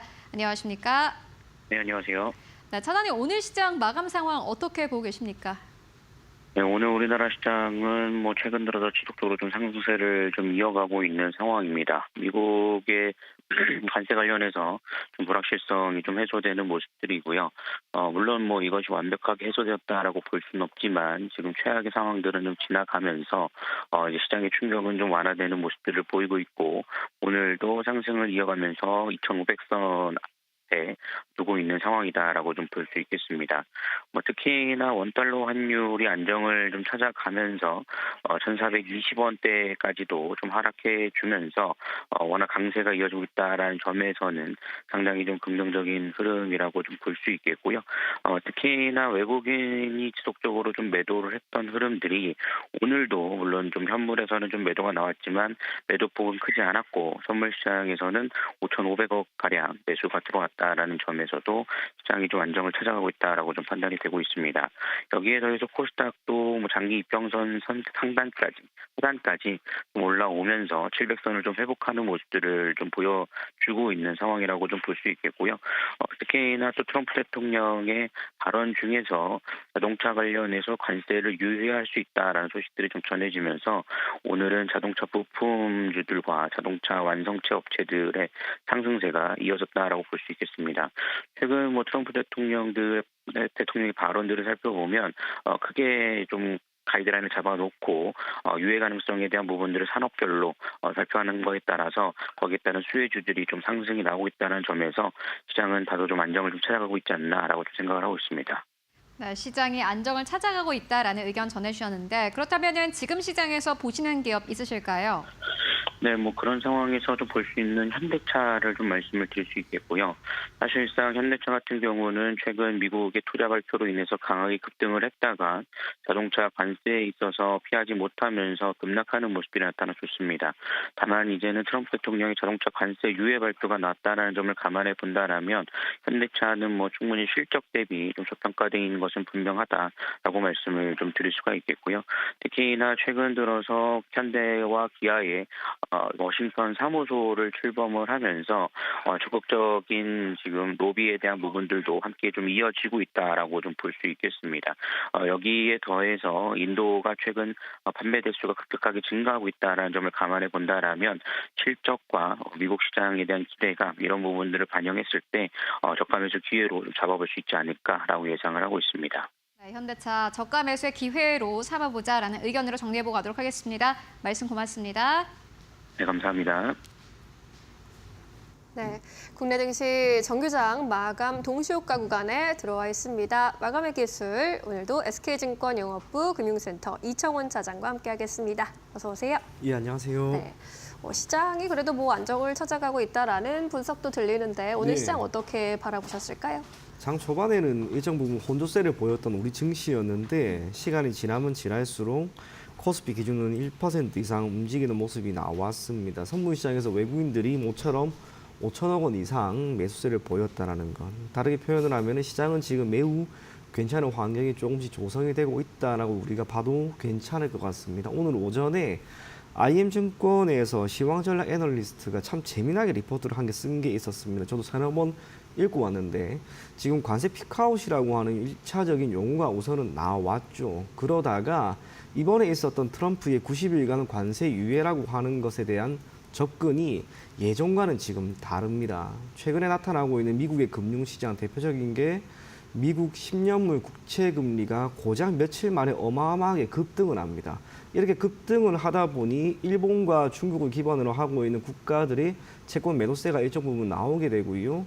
그 가운데 연준이 채권 시장에 개입을 할 수 있다라고 하는 이야기가 나오는 거죠. 그렇다면 트럼프 같은 경우에는 필연적으로 금리 인하에 대한 시그널을 계속해서 시장에 보내고 있었는데 그리고 최근에 보였던 물가 지표도 괜찮았기 때문에 금리 인하에 대한 압박을 조금 더 해도 괜찮겠다라고 생각을 하였지만 공화당의 지지자들, 공화당에 있는 의원들이라든지 트럼프의 지지자들이 미 국채 금리의 상승이라고 하는 것이 결국에는 관세에 따른 영향이라면 추가적으로 물가에 대한 부분을 잡지 못하는 것 아닌가라고 하는 우려가 계속해서 나옵니다. 그래서 이번에 관세 유예는 한편으로 트럼프가 어쩔 수 없는 상황에서 만들어 놓은 발언이자 정책이기 때문에 당분간 개인적으로 관세와 관련한 미국 정부 그리고 트럼프 입장에서의 강한 발언은 저는 없을 것이다. 그렇게 생각을 하고 있습니다. 그럼에도 불구하고 몇몇 산업군에 대해서는 몇 가지 경계를 할 필요가 있습니다. 대표적인 게 리쇼어링이 강하게 일어날 수 있는 섹터, 대표적으로 반도체, 의약품, 자동차입니다. 여기 같은 경우에는 우리나라가 앞으로 미국과 일정 부분 협상을 그리고 관세와 관련된 이야기를 한다 하더라도 협상의 여지가 지금 크지 않을 가능성이 높은 거죠. 그렇다면 이쪽 섹터는 우리가 단기적으로 주가가 올라왔을 때는 우리가 당연히 어느 정도는 매도 관점으로 접근을 하는 게 좋을 것이다라고 보여지고요. 기타 몇몇 섹터가 오늘 눈에 보입니다. 대표적인 게 자동차 부품. 아쉬운 게 있다면 윗꼬리가 지금 너무 많이 달리죠. 여전히 경영 환경은 불투명하고 불확실합니다. 가장 피해가 클지도 모르는 섹터입니다. 그러면 오늘처럼 이렇게 올라왔을 때는 역시나 매도 관점으로 접근하는 게 좋지 않을까 그리 보여지고요. 철강은 알래스카 LNG와 관련된 이야기가 오늘 내일 안에 또 다시 한번 있을 것 같습니다. 그래서 오르긴 올랐는데 이 이슈가 계속 갈 만한 변수는 아닌 거죠. 이것 또한 단기적으로 대응을 하시고요. 두산 로보틱스의 휴머노이드 시장 진출, 그게 로봇 섹터의 강세를 견인합니다. 완제품보다는 지금은 그 아래 부품사, 그중에서도 액추에이터를 시장에 공급하거나 우리나라는 상대적으로 많이 미약하고 부족하다라고 할 수 있는 시스템을 시장에 공급하고 있는 기업들, 그 기업들에 여러분들이 초점을 둔다면, 그리고 중기적이나 장기적인 관점에서 접근을 한다면 로봇은 여전히 유효한 테마가 될 것이다. 그런 관점으로 오늘 시장 마무리하면 좋을 것 같습니다. 결국에는 오늘 잘 간 섹터 중에서는 로봇이 가장 믿을만했다라는 이야기로 정리해 볼 수 있을 텐데요. 코스피의 경우에는 현재도 1%대 가까운 강세를 유지해주고 있습니다. 전일 대비 0.93% 오른 2,478포인트 지나가고 있고요. 오늘 장중에 2,482포인트까지 고점을 높이기도 했습니다. 코스닥도 0.4%대 강보합권에서 마감 기다리고 있습니다. 오늘 코스피 시장에서 외국인이 3거래일 연속 순매도세를 보였는데 그래도 매도 규모를 줄여가고 있다라는 점에서 긍정적으로 볼 수 있겠고요. 기관이 1,700억 원 이상 매수 우위를 기록하면서 지수를 끌어줬습니다. 코스닥의 경우에는 외국인과 기관의 동반 매도 우위 확인됐고요. 개인이 매수 주체로 나섰습니다. 우리 시장 마감해 보겠습니다.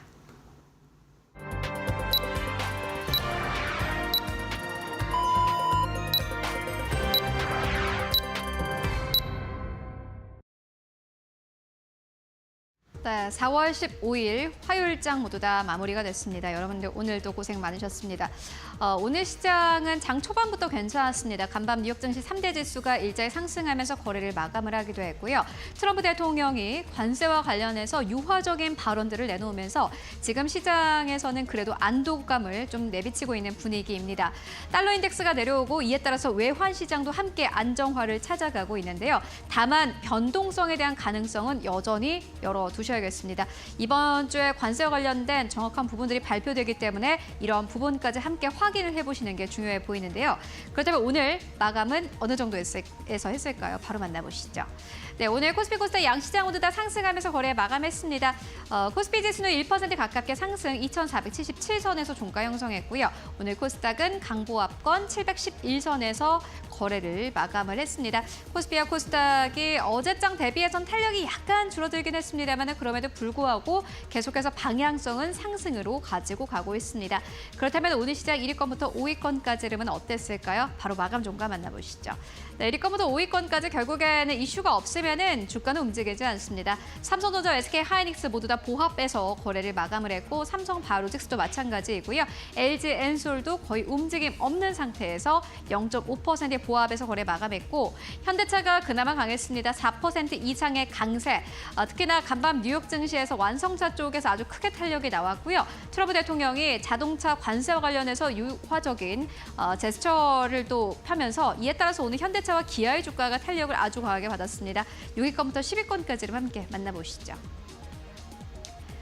네, 기아 보시다시피 3% 이상의 강세, 반면에 한화 에어로스페이스와 이 HD 현대중공업 같은 경우에는 어제도 강세 탄력을 보였는데 오늘 시장에서 약간 엇갈렸습니다. 한화 에어로스페이스는 2.6%의 하락세, 셀트리온도 2%대 하락, 셀트리온도 역시나 마찬가지로 악재성 이슈가 있습니다. 이와 함께 주가가 연이어서 하락세를 나타내고 있는 상황이고요. HD 현대중공업 1.7% 넘게 상승하면서 35만 원대에서 종가를 형성했습니다. 이어서 11위권부터 15위권까지를 함께 만나보시죠. 네, KB금융도 오늘 2%대 강세였습니다. 신한지주 1.8% 넘게 상승, 금융 쪽도 역시나 마찬가지로 강했고요. 네이버가 0.6%의 상승세, 하나오션 0.8% 하락, 현대모비스 2.7% 넘게 상승하면서 오늘 1위권부터 15위권까지 봤을 때는 완성차 쪽, 그리고 자동차 부품 쪽, 그리고 금융주가 꽤나 강세 탄력을 보였습니다. 그렇다면 코스닥 쪽은 어땠을까요? 코스닥 1위권부터 5위권까지를 함께 만나보시죠. 네, 오늘 코스닥 1위권부터 5위권까지 HLB가 최근에 외국인들의 수급이 들어오고 있습니다. 외국인들의 수급에 힘입어서 오늘 2%대 강세 탄력이 나왔고요. 54,100원대 여전히 시가총액 3위권 유지하고 있습니다. 반면에 알테오제는 외국인과 기관의 쌍끌이 매도가 나오기 시작을 했습니다. 오늘도 1.8% 하락으로 38만 원대에서 종가 형성했고요. 앱코프로 계열사들 오늘 시장에서 약간의 조정, 그리고 레인보우 로보틱스 연이어서 외국인들 매도하고 있는데 오늘 시장에서도 보합권 유지하면서 거래됐습니다. 6위권부터 10위권까지를 함께 만나보시죠.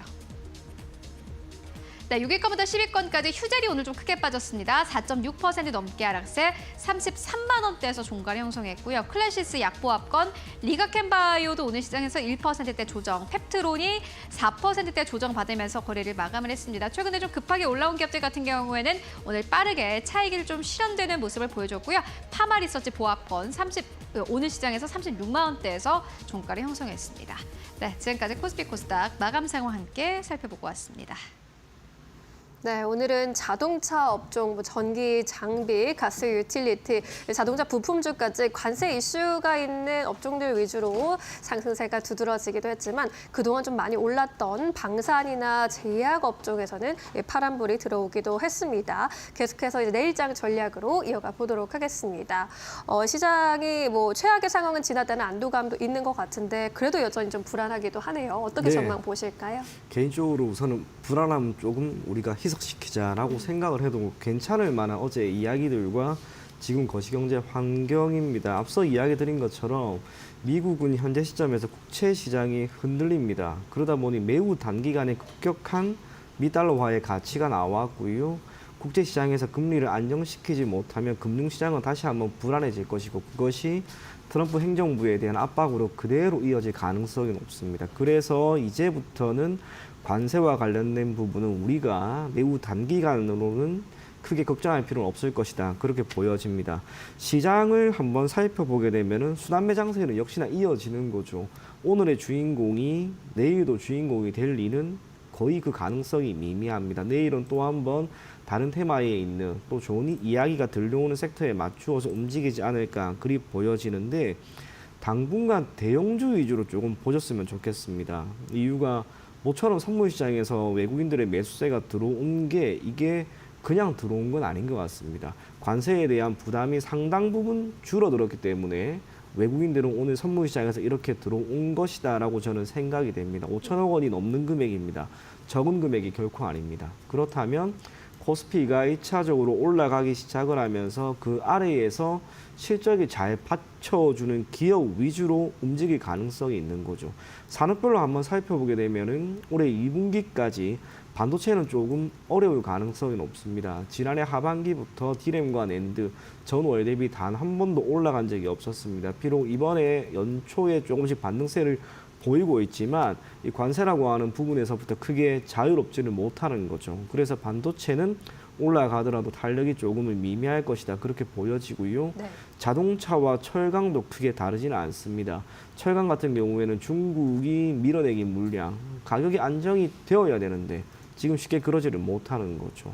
그나마 조선이 확실히 강합니다. 조선은 특히 하나그룹 같은 경우에는 아직도 먹거리가 너무나 풍부하게 있다라고 하는 평이 있기 때문에 당분간 조선 쪽은 이러한 흐름이 역시 이어갈 것이다라고 보여집니다. 기타 여러 가지 섹터가 있지만 큰 틀에서 살펴본다면 코스피는 내일도 그렇고 적어도 당분간 시장은 조금 안정이 된다 하더라도 4월 초에 있었던 충격을 이겨내는 것 그건 또 쉽지 않을지도 모르겠습니다. 그래서 지금은 철저하게 실적이 잘 나오거나 실적이 매우 잘 나올 수 있을 만한 환경이 조성되어 있는 기업군 위주로 여러분들이 보셨으면 좋겠습니다. 그러한 관점에서 코스피에 있는 대형주 그리고 식품 관련주라든지 조선 쪽 이쪽을 역시나 주목하자. 그렇게 이야기 마무리하도록 하겠습니다. 네. 지금 일단 관세 피크아웃이다라는 이야기도 나오고 있고 관세에 대한 부담은 일단 줄었다. 여기에 외국인의 선물 계약도 체결되는 동향을 분석해 주셨을 때 당분간은 대형주 위주로 특히나 실적 모멘텀이 확실한 기업, 조선이나 음식료품 쪽으로 볼 수 있겠다라고 조언을 해주시네요. 그렇다면 종목으로 조금 더 좁혀보도록 하겠습니다. 내일장 시초가 공략주를 선정해 주셔야 하는데 어떤 종목 좀 눈여겨보셨을까요? 삼양식품입니다. 네. 이게 종목이 4월 초에 관세 한 번 있고 시장 밀릴 때 당연히 밀렸겠거니라고 생각을 했는데 지금 다 회복했습니다. 충분히 그럴 만한 여건이 지금 되는 거죠. 1차적으로 관세라고 하는 부분을 생각을 해보면 며칠 전 관세에 대한 유예 발표가 있기 직전 삼양식품은 자체적으로 사내 TF팀을 구성을 했고요. 미국의 관세에 대해서 어떻게 대응할 것인가 여기에 대한 논의가 상당히 많이 진행이 되었습니다. 그게 불과 지난주입니다. 하지만 관세가 갑작스럽게 유예가 되니까 생각지도 못한 좋은 환경이 또 한번 조성이 되는 거죠. 우리가 알고 있는 많은 라면 기업들, 뭐 농심도 대표적이라고 할 수가 있는데 지금 관세에 대한 충격으로부터 자유로울 수는 없습니다. 아무래도 가격 경쟁력이 일정 부분 떨어질 가능성이 있다라고 하는 것. 거기에 착안해서 본다면 당연히 안 좋은 흐름이 기대가 되나 오늘 오전에 또 몇몇 리포트가 이렇게 나온 게 있는데 재미난 게 있어요. 우리만 안 좋은 게 아니라 지금 중국도 안 좋을 가능성이 있는 거죠. 미국 내에서 판매되고 있는 이러한 라면에 대한 시장 점유율이 불과 2년 전만 하더라도 중국산 제품이 15%가 넘어갔습니다. 그러다가 최근 2년 동안 그 수치는 절반 정도로 떨어지게 되었고 그 떨어진 수치를 삼양식품이 지금 거의 다 잡아먹고 있는 그런 상황입니다. 대표적인 브랜드는 우리가 알고 있는 불닭볶음면, 거기에 까르보가 출시된 이후로 지금 어마어마하게 판매가 늘어나고 있고요. 미국 같은 경우에는 현지에서 생산이 안 되기 때문에 우리나라에서 모두 다 만들어서 이걸 수출을 해야 합니다. 밀양 7공장이 가동될 때까지 지금도 공장 가동률이 100%가 넘어가는데 추후에 공장이 조금 더 원활하게 이루어진다면 매출액, 실적 전부 다 긍정적으로 바라볼 수밖에 없고요. 미국 같은 경우에는 현지 수요에 대해 70에서 80% 정도밖에 현재 까르보 불닭이든 불닭볶음면이든 이 수요를 맞출 수밖에 없는 그런 상황입니다. 만약 가격 경쟁력이 조금 잃어버린다라고 가정을 했을 때 이 수요가 급격하게 떨어질 것인가? 저는 개인적으로 그건 아닌 것 같습니다. 우리도 마트를 한번 가서 라면을 산다라고 하면은 가격이 하나가 얼마인지 사실 명확하게 몰라요. 저도 한 묶음으로 되어 있는 거 대략 한 4,500원 내외에서 플러스 마이너스인데 여기에서 가격이 조금 올라간다라고 해서 선택하지 않는 건 아닙니다. 마찬가지로 미국도 그럴 거라고 봅니다. 지금 미국의 월마트에서 5개짜리 한 봉지, 한 묶음의 가격이 6.88달러입니다. 이게 우리나라 돈으로 환산하면 대략 10,000원 정도인데 네. 우리 입장에서 라면 5개에 10,000원이라고 하면 비싸죠. 하지만 미국이라고 하는 국가는 우리나라보다 소득이 3배 정도가 높습니다. 그들의 입장에서는 10,000원 정도면 크게 부담이 안 될 거고요. 원달러 환율이 최근에 이렇게 올라갔기 때문에 오히려 거기에 따른 수혜도 일정 부분 기대가 되는 게 삼양식품입니다. 그러한 관점에서 실적에 대한 기대감이 지금 오히려 더 커졌죠. 올해 1분기 어닝 서프라이즈가 지금 나오지 않을까 그런 전망이 나오고 있습니다. 영업이익을 살펴보게 되면 전년 대비 대략 34.4% 증가한 1,077억 원 수준이 전망이 되는데 이건 컨센으로 내어놓았던 것보다 대략 7에서 8% 정도 높은 수준입니다. 거기에 지역별로 한번 살펴보게 되었더니 북미 같은 경우에도 큰 차이는 없어요. 반면 인도네시아, 중국, 유럽 여기는 모두 지금 서프라이즈가 기대가 되는 그런 상황입니다. 불닭볶음면의 힘이 지금 그만큼 강하다 보니까 우리가 알고 있는 짝퉁에 대한 판매도 계속해서 나오는 거죠. 이러한 상황에서 비용이라고 하는 측면에서도 크게 해가 될 만한 게 없습니다. 삼양식품이 지금 영업이익이 이제 총 얼마나 나올지는 우리가 다 좀 지켜봐야 하겠지만 지난해 기준으로 영업이익률이 식품 가공업체인데 무려 19.9%가 나옵니다. 2010년 중반에 한창 잘 나갔을 때 영업이익률이 20%가 넘어갔습니다. 지금 이러한 상황이라면 올해 영업이익률이 20%가 넘을 수가 있는 거죠. 경쟁사인 농심 같은 경우에는 4%대밖에 안 됩니다. 그렇다면 여기에서 가격 경쟁력이 혹시나 좀 잃는다라고 가정을 하지만 원달러 환율이 올라가면서 이거를 방어해줄 가능성이 높고 북미 지역이 전체적으로 차지하는 매출 비중은 대략 28%가 되는데 북미를 배제하더라도 중국이나 동남아, 유럽 여기에서 판매량이 어마어마하게 늘어난다면 전체적인 기업 가치는 떨어지지 않을 것이다. 그리 생각이 됩니다. 결국에는 지금 주가가 92만 원인데 조만간 100만 원이 넘어가는 황제주로 등극할 가능성이 높은 거죠. 동사에 대한 리포트 목표 주가 110만 원 나와 있는 게 있고 제가 본 것 중에 가장 높은 가격은 120만 원까지 나와 있었습니다. 적어도 지금과 같은 흐름이라면 4월 8일에 기록했던 고점은 무난하게 넘어가지 않을까 그렇게 생각이 된다는 점에서 삼양식품은 우리가 당분간은 계속해서 가지고 갈 만한 그런 종목이다 그렇게 생각이 됩니다. 네. 목표 가격은 대략 110만 원 우선은 조금은 짧게 한번 보고요. 손절 가격은 80만 원 제시해 드리도록 하겠습니다. 네.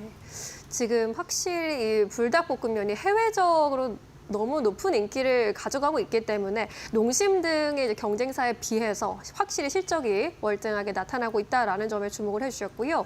지금 삼양식품의 불닭볶음면과 이런 액상 분말 소스를 원료를 공급하고 있는 S&D의 주가도 오늘 크게 뛰었습니다. 20% 가까이 급등세를 보였고 주가 올 들어서 42% 급등하기도 했는데 이 삼양식품의 경우에는 단기적으로 목표가 110만 원까지 볼 수 있다라고 얘기해 주셨고요. 손절가 역시 80만 원대로 제시를 해주셨네요. 조금 궁금한 좀 생각이 드는 게 S&D의 경우에 네. 또 많이 올랐잖아요. 네. 이 종목은 어떻게 바라보고 계실까요? 삼양식품과의 사실상 공생관계라면 삼양식품이 잘 갔을 때 S&D가 못 갈 이유는 지금 없다는 거죠. 최근에 동사의 주가 흐름도 한번 보시게 되면 관세 충격 지금 다 이겨내고 오늘 20% 급등입니다. 배경이 좋은 거예요. 경영 환경이 좋은 겁니다. 전망 산업에 속하는 삼양식품이 이렇게 잘 간다면 그 아래의 공급사인 S&D도 역시나 수혜를 받을 것이다. 그리고 그 모습을 지금 시점에서 현저히 보이고 있기 때문에 주가의 상승을 우리가 조금 더 기대하자. 그렇게 이야기 전해드리겠습니다. 네, 이 음식료 식품 전반에서 S&D 그리고 삼양식품에 대한 관심은 꾸준히 가져가 보셔도 좋을 것 같습니다. 오늘은 여기까지 이야기 듣겠습니다. 자세한 설명 고맙습니다. 예, 감사합니다.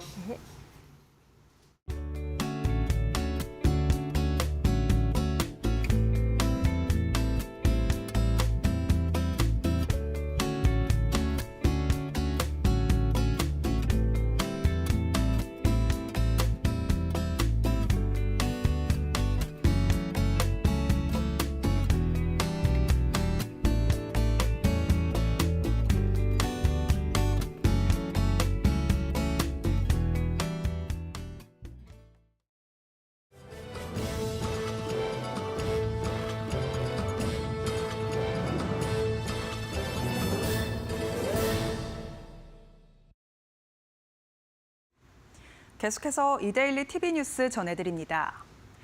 정부가 오늘 반도체 관세에 대비해 추경 규모를 확대한다고 밝히며 삼성전자가 2거래일 연속 상승하며 마감했습니다. 최상목 부총리 겸 기획재정부 장관은 오늘 오전 12조 원의 추경 계획을 발표하며 반도체 산업 지원을 33조 원으로 확대한다고 밝혔습니다. 이는 정부가 미국의 반도체 품목 관세에 대비해 추경을 통해 반도체 산업 지원을 확대하기 위한 것으로 풀이됩니다. 이러한 소식에 오늘 삼성전자는 장중 최고 1% 넘게 상승하며 2거래일 연속 상승세를 이어갔습니다. 트럼프 대통령의 자동차 부품 관세 면제 시사와 내주 진행될 한미 간 관세 협상 소식에 오늘 자동차 철강 관련주가 일제히 강세를 보였습니다. 트럼프 대통령은 현지 시간 14일 자동차 업계를 돕기 위한 방안을 검토 중이라고 밝혔고 스콧 베센트 재무부 장관은 최우선 협상국인 한국과 다음 주 중으로 빠른 협상을 할 것이라고 강조했습니다. 이에 정부는 내주 진행될 상호 관세 협상에 무역투자, 조선, LNG 등 3개 워킹그룹을 동시에 가동합니다. 알래스카 LNG 개발 사업이 본격화될 것이라는 기대감에 동양철관의 주가는 오늘 52주 신고가를 기록하고 하이스틸은 상한가를 기록했습니다. 자동차 관련주도 일제히 올라 현대차는 약 4% 넘게 오른 18만 7천 원으로 기아는 약 3% 오른 8만 5,800원으로 상승 마감하고 자동차 부품주도 함께 강세를 보였습니다.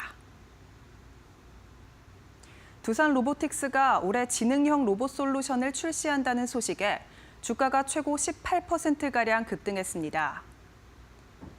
오늘 두산 로보틱스는 장중 최고 18% 넘게 상승하다 전거래일보다 약 8% 오른 5만 1,800원으로 장을 마쳤습니다. 오늘 상승은 지난 15일 김민표 대표가 지능형 로봇 솔루션을 연내 출시하고 휴머노이드 기술을 확보하겠다고 밝힌 데 따른 것으로 풀이됩니다. 두산 로보틱스는 이를 위해 제조 분야의 자동차 관련 지능형 로봇 솔루션을 연내 출시하고 올 하반기 내로 휴머노이드 기술 확보를 위한 연구개발 조직을 신설하겠다고 밝혔습니다. SKT가 다가오는 17일 미국 양자 컴퓨팅 기업 아이온큐와 처음으로 회동을 가지고 구체적인 협력 방향을 모색합니다. 오늘 관련 업계에 따르면 SKT 유영상 대표는 세계 양자의 날을 맞아 한국을 방문한 아이온큐 피터 체프먼 회장과 회동할 예정이라고 밝혔습니다. 양사는 지난 2월 양자 컴퓨팅 기술 협력 양해각서를 체결했으며 이번 회동에서 협력 사항을 구체화하고 기술 로드맵과 공동 프로젝트를 논의할 것으로 확인됩니다. 또 이번 회동 직후 전략적 협력의 핵심인 스위스 양자 암호 기업 IDQ 지분 매각을 최종 마무리해 아이온큐가 IDQ의 경영권을 확보할 것이란 관측도 나오고 있습니다. 지금까지 이데일리 TV 뉴스 전해드렸습니다. 네, 오늘 저희가 준비한 소식은 여기까지입니다. 이번 주 여전히 중요한 이슈는 관세이지만 이번 주에도 한국은행의 금통이 예정되어 있습니다. 관련된 영향까지 함께 체크해 보셔야겠습니다. 네, 그동안 날씨도 많이 쌀쌀했었는데 내일부터는 예년 봄 기운을 되찾는다고 합니다. 우리 증시에도 만연한 봄 기운이 더 찾아와 주길 바라겠습니다. 저희는 내일 오후 2시에 다시 찾아뵙겠습니다. 네, 시청해 주신 여러분 모두 고맙습니다.